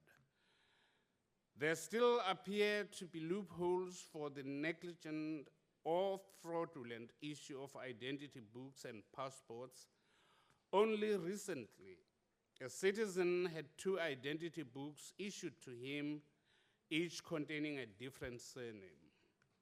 Our offices also receive countless complaints from citizens in desperate plea to bring a resolve to departmental counter issues, which lead to them having to wait many months for IDs, visas, passports, or abridged birth certificates. In many instances, these matters are only resolved once we escalate the matter to the ministry, Honorable A member, back to your basics time is up. approach is what this honorable minister needs. I thank you. Thank you very much, Honorable Member. Honorable Raputri.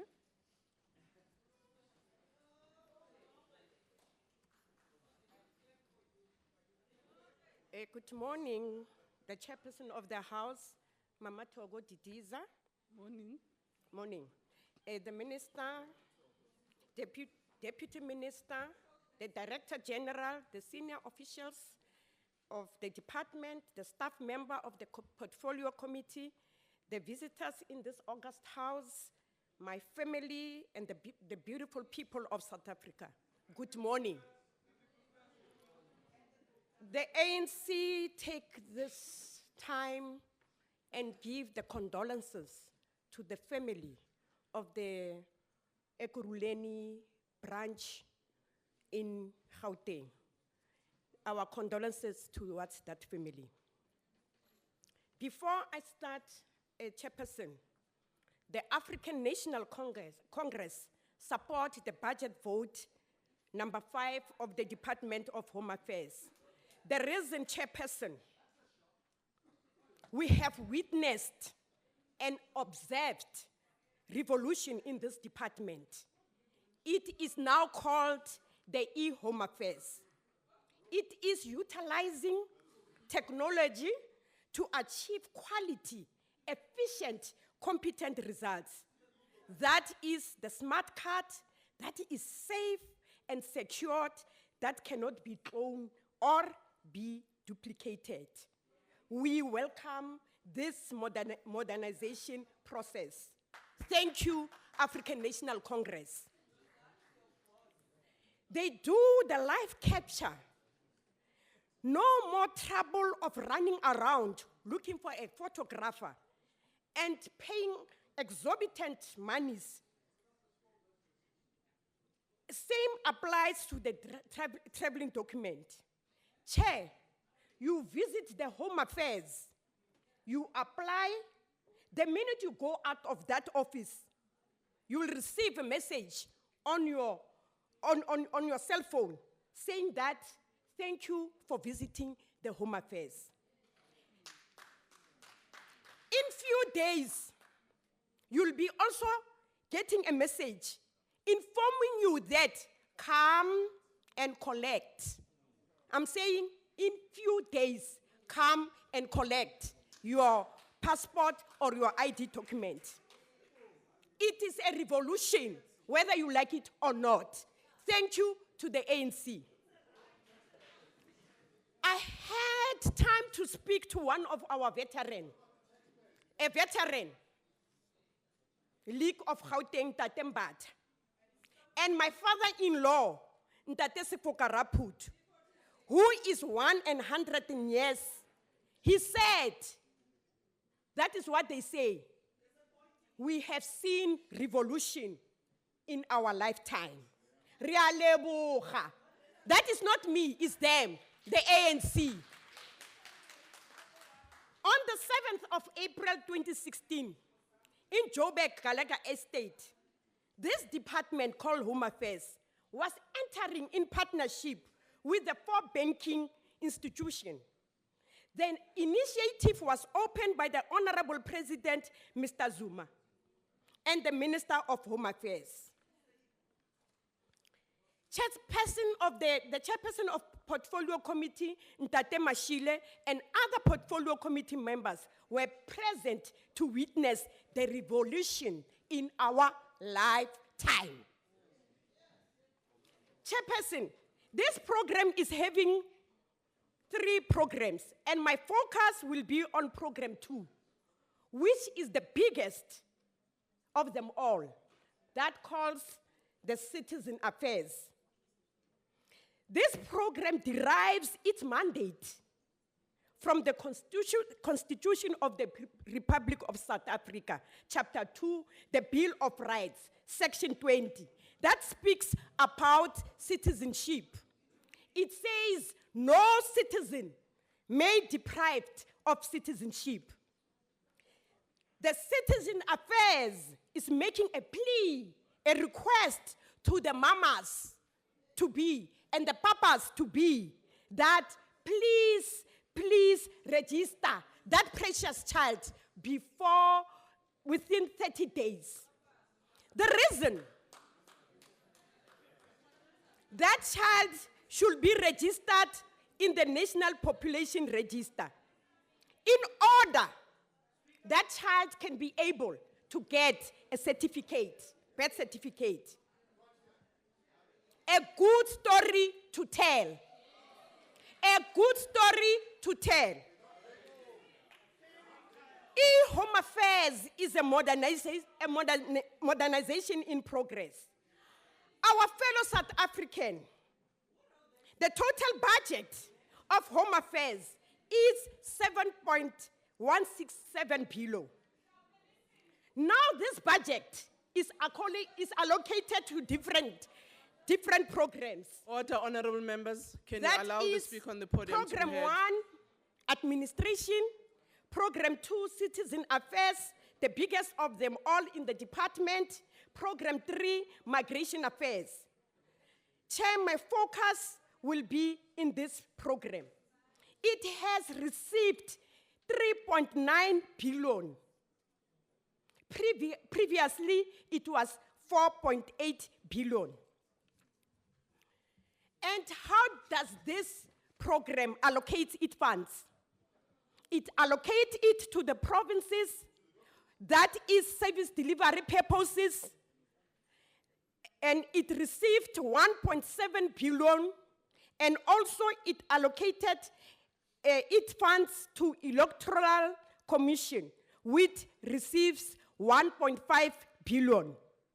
Due to this forthcoming local government election, the budget of this Electoral Commission has increased. Chair, during the State of the Nation address, our Honorable President Jacob Zuma stated that we must spend the public funds wisely and to cut wasteful expenditure, but without compromising the core business of government and the provision of service to our people, which the department has undertaken. Let me also outline the function of this program, the civic affairs. Fishing, it provides smart card identification document to our citizens of South Africa.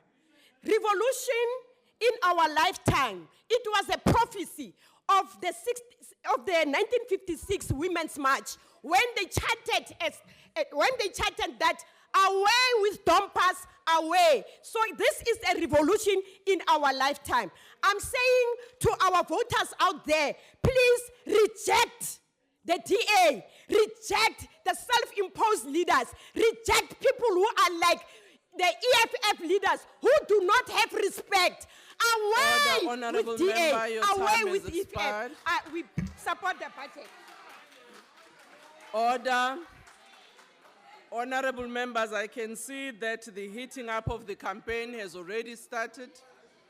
Can we now allow Honorable Sheikh Imam from the NFP? I'm sure we'll hear another slogan.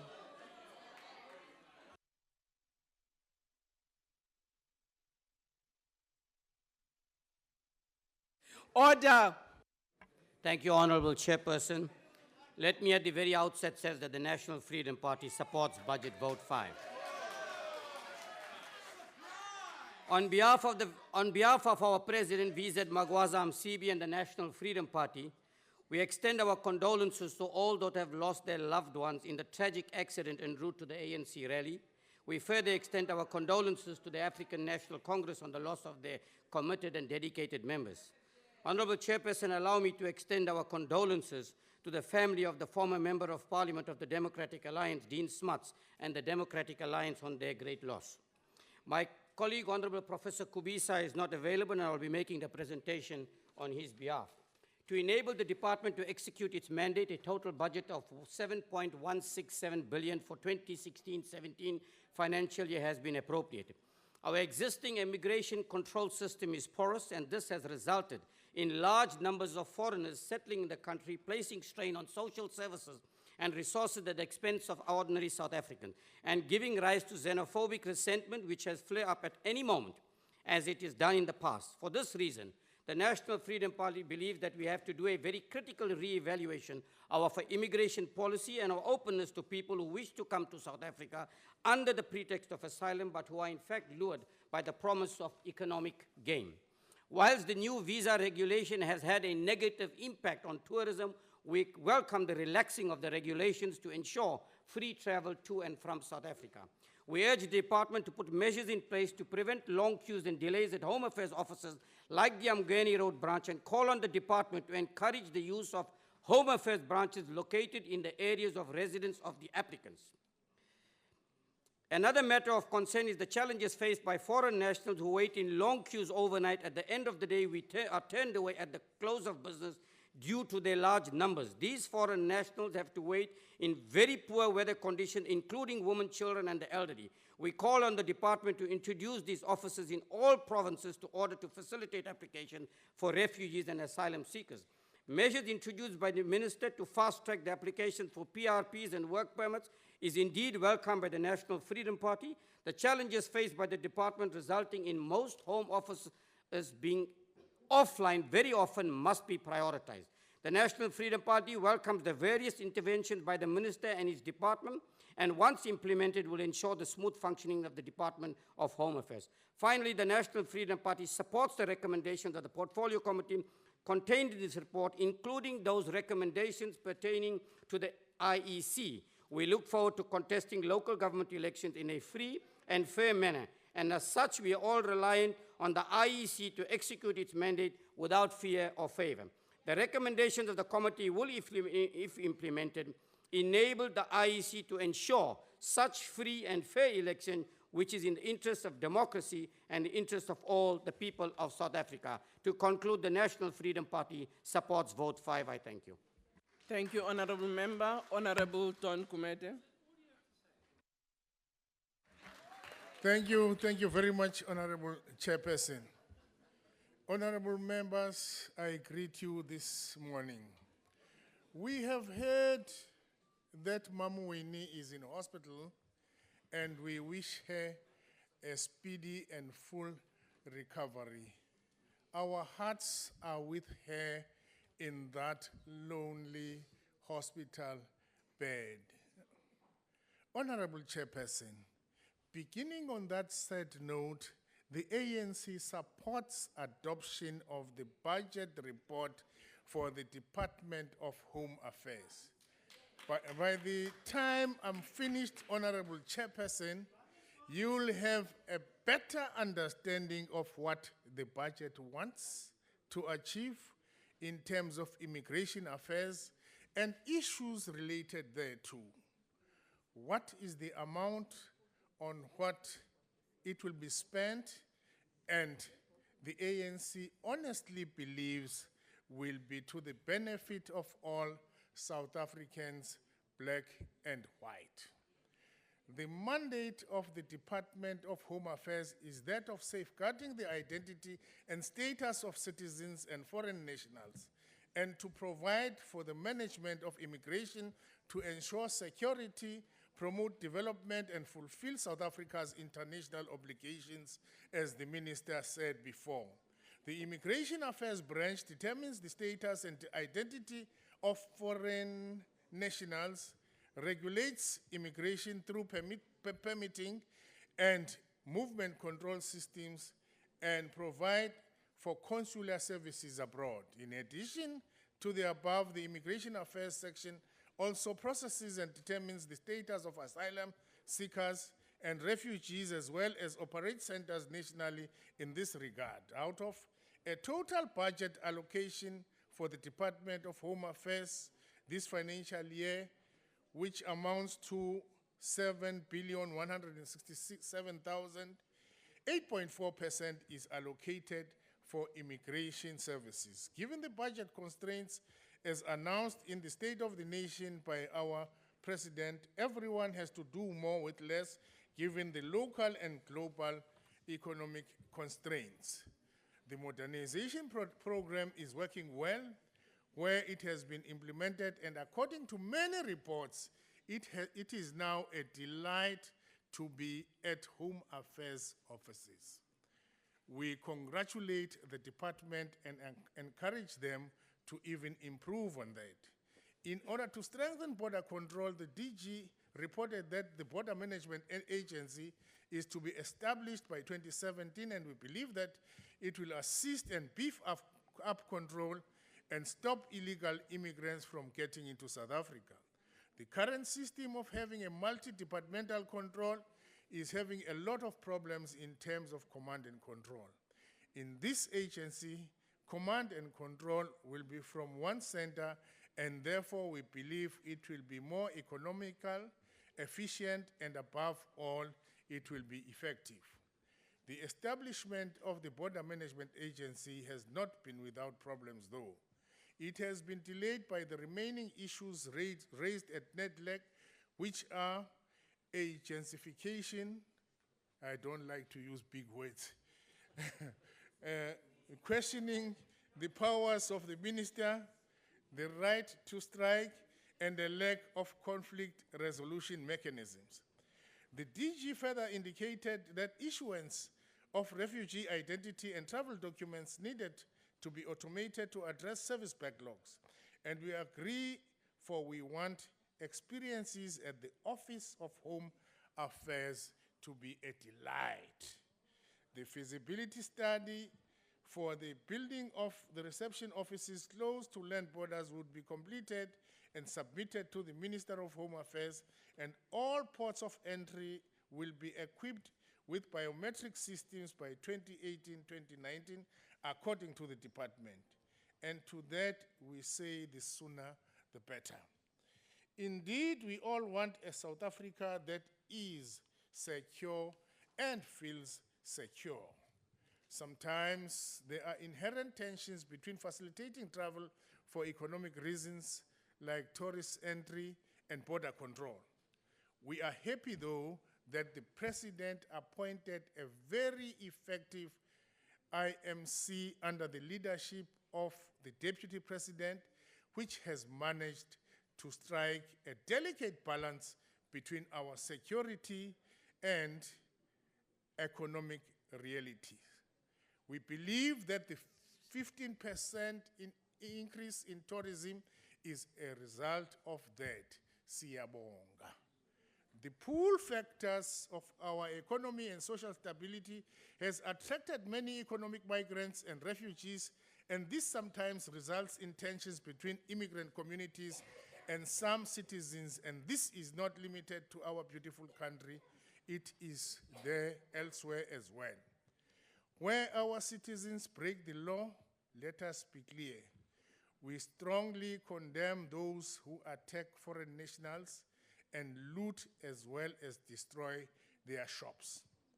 However, we believe that foreign nationals also have a duty to assist security agencies identify who among them are trafficking drugs, as well as those who are trafficking children.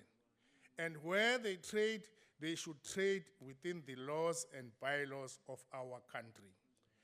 There have been instances of some foreigners taking the law into their hands by shooting our children, using illegal firearms nohal.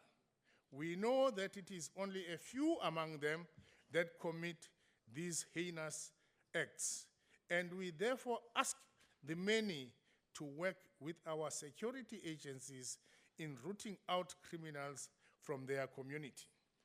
Foreign nationals that take law into their hands cause a lot of complications that our enemies often call xenophobia, for it suits their geopolitical agenda in Africa and globally, using our innocent ignorance.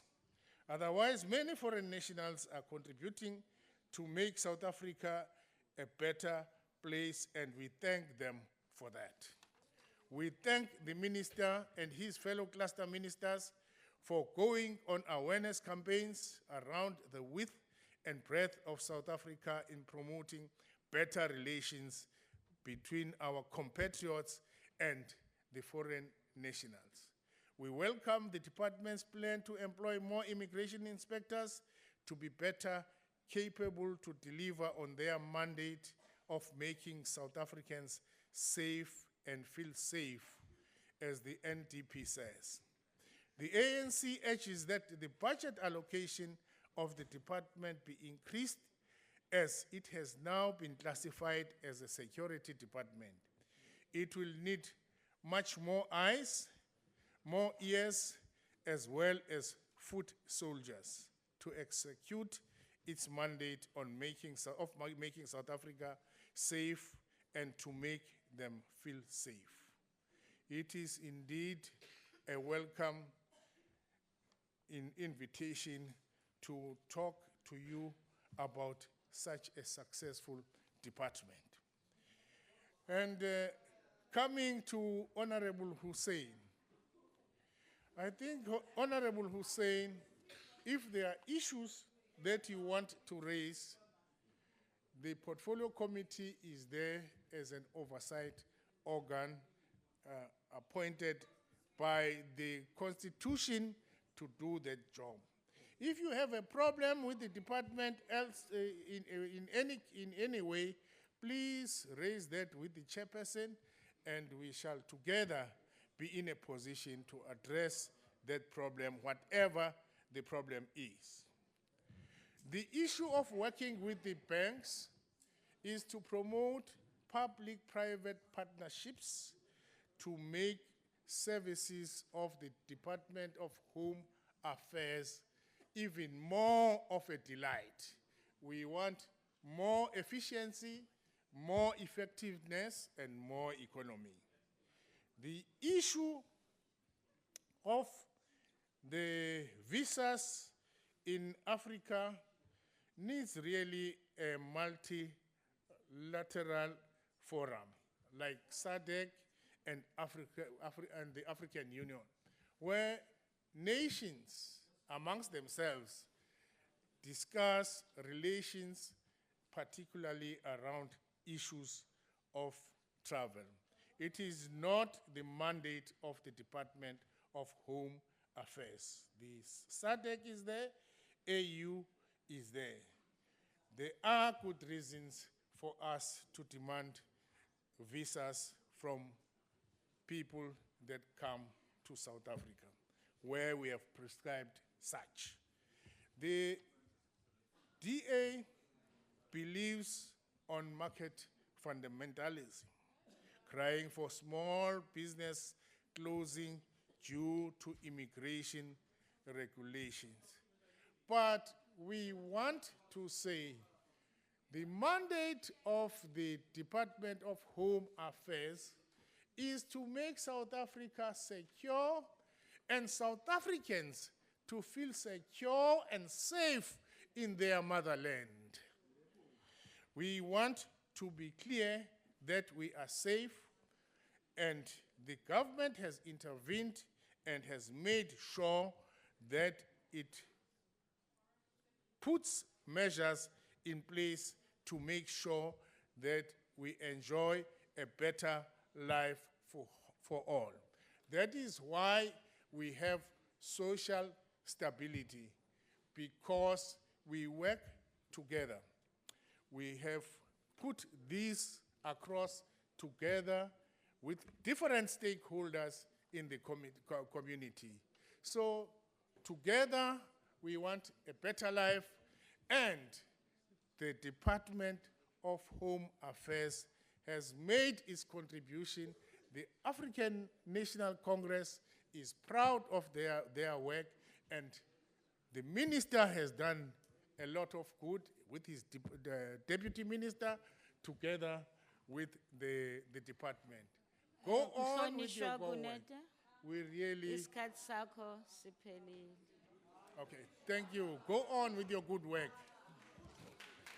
Before I call on the minister to close on the debate, honorable members, earlier on during the debate on this budget vote, Honorable Law of the EFF rose on a point of order that Honorable Khadebe had pointed the middle finger to the opposition. Subsequent to the point of order, I requested her to sit down so that I could make a ruling on the matter. At that point, she interjected me and insisted that she wanted to make a second point of order. During her interruption, I asked her to withdraw from the House, as her behavior constituted disorder. As I could not make the ruling she had requested earlier, she repeated and indicated that she will not leave the House despite my appeal to do so.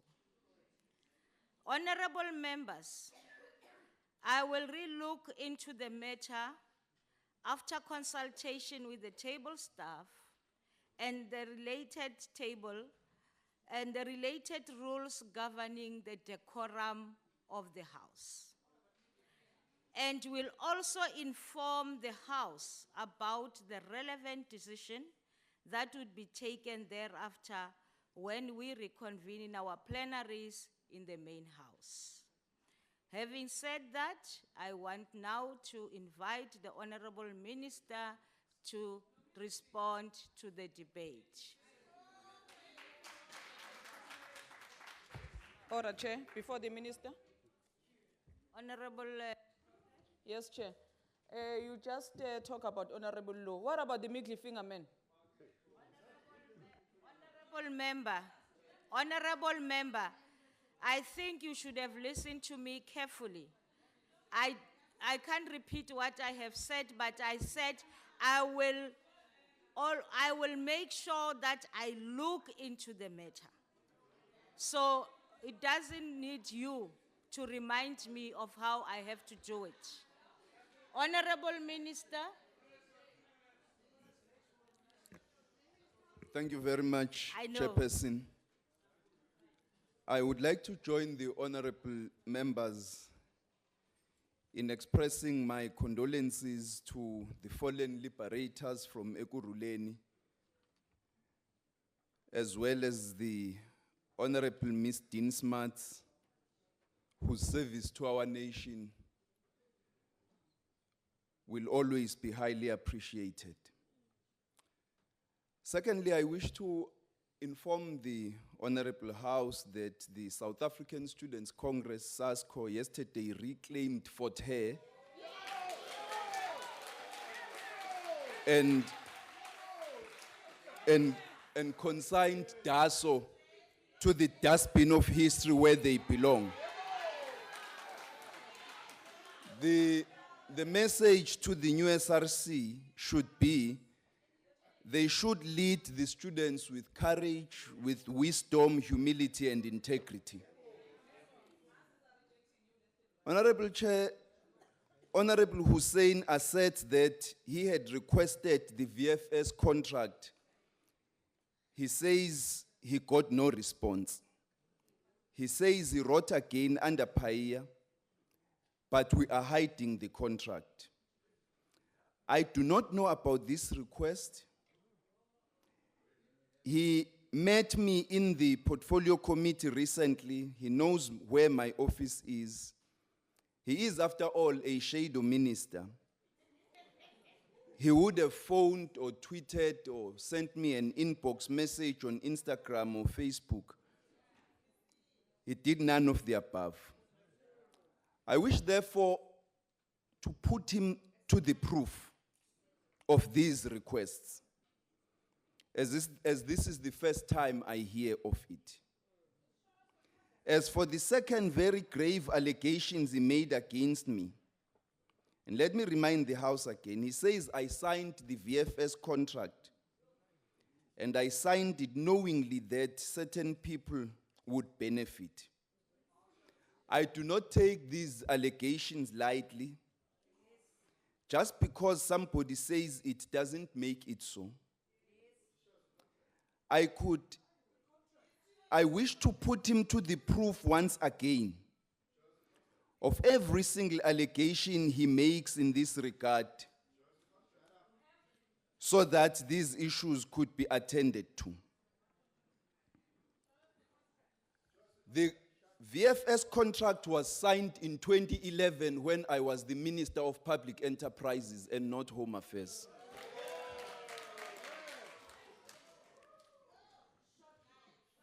I have 2 copies of the invoices issued both in South Africa and globally by VFS Global, and I challenge him to the proof again to show us his invoice against the invoices that we have, the copies that we have in our possession. Thirdly, he makes an allegation about a certain company which he claims is linked with VFS Global. VFS Global has headquarters in Zurich, Switzerland. None of the countries, of the 3 countries he mentioned in his allegations. I wish again to challenge him to the proof.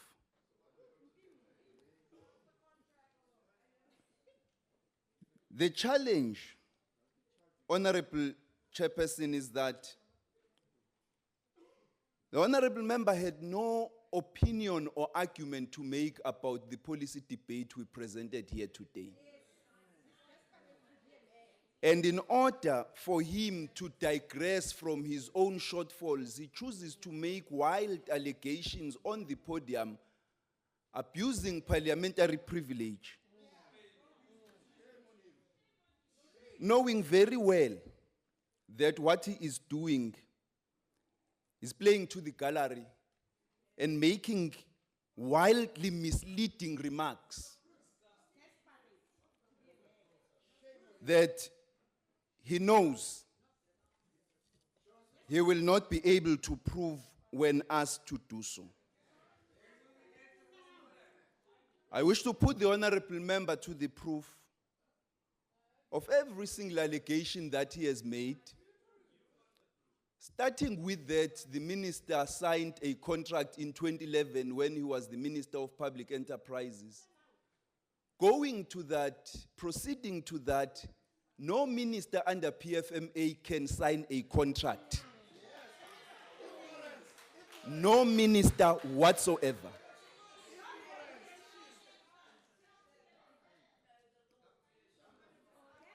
The challenge of reimagining Home Affairs and leading this country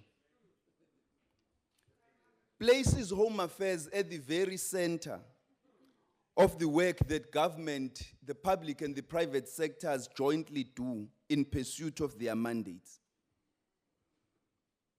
It enables our partners in the public and private sector to be able to work with us to further their objectives of economic development, national security, service delivery, as well as effective governance and administration. It is important, therefore, that we persist on this program. If you consider what already happens in terms of our partnership with the financial and insurance industries, the representatives of which are here at the gallery, you already see the benefits in terms of saving money that could be wasted through fraud in the financial and insurance industries, through fraudulent claims, and through identity fraud. Secondly, the new mobile solution the Department of Home Affairs is working on will target the students and ensure that they do not have to come to our offices in order to apply for their smart ID cards. We can reach them out at the schools. I wish further to make comments on the immigration regulations and just say the new minor passport, which contains the full details of the parents, is already being designed. And secondly, that the facts do not prove the claims that were made again wildly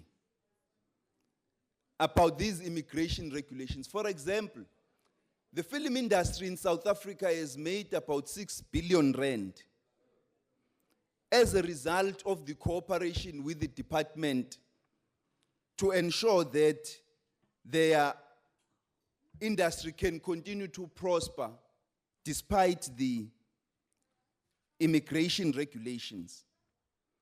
But secondly,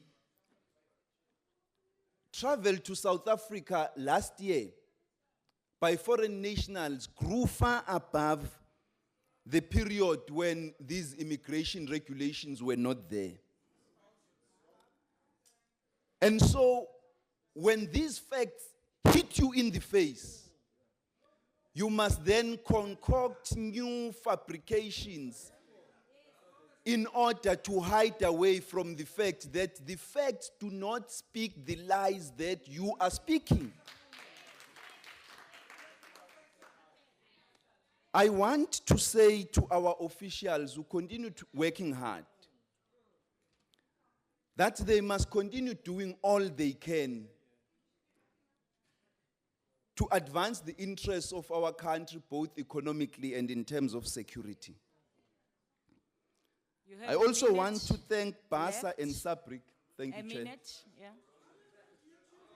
I want to thank BASA and SABRIC, the Banking Association of South Africa, for their cooperation. This program with the banks is not merely because we lack the funds, as one honorable member said.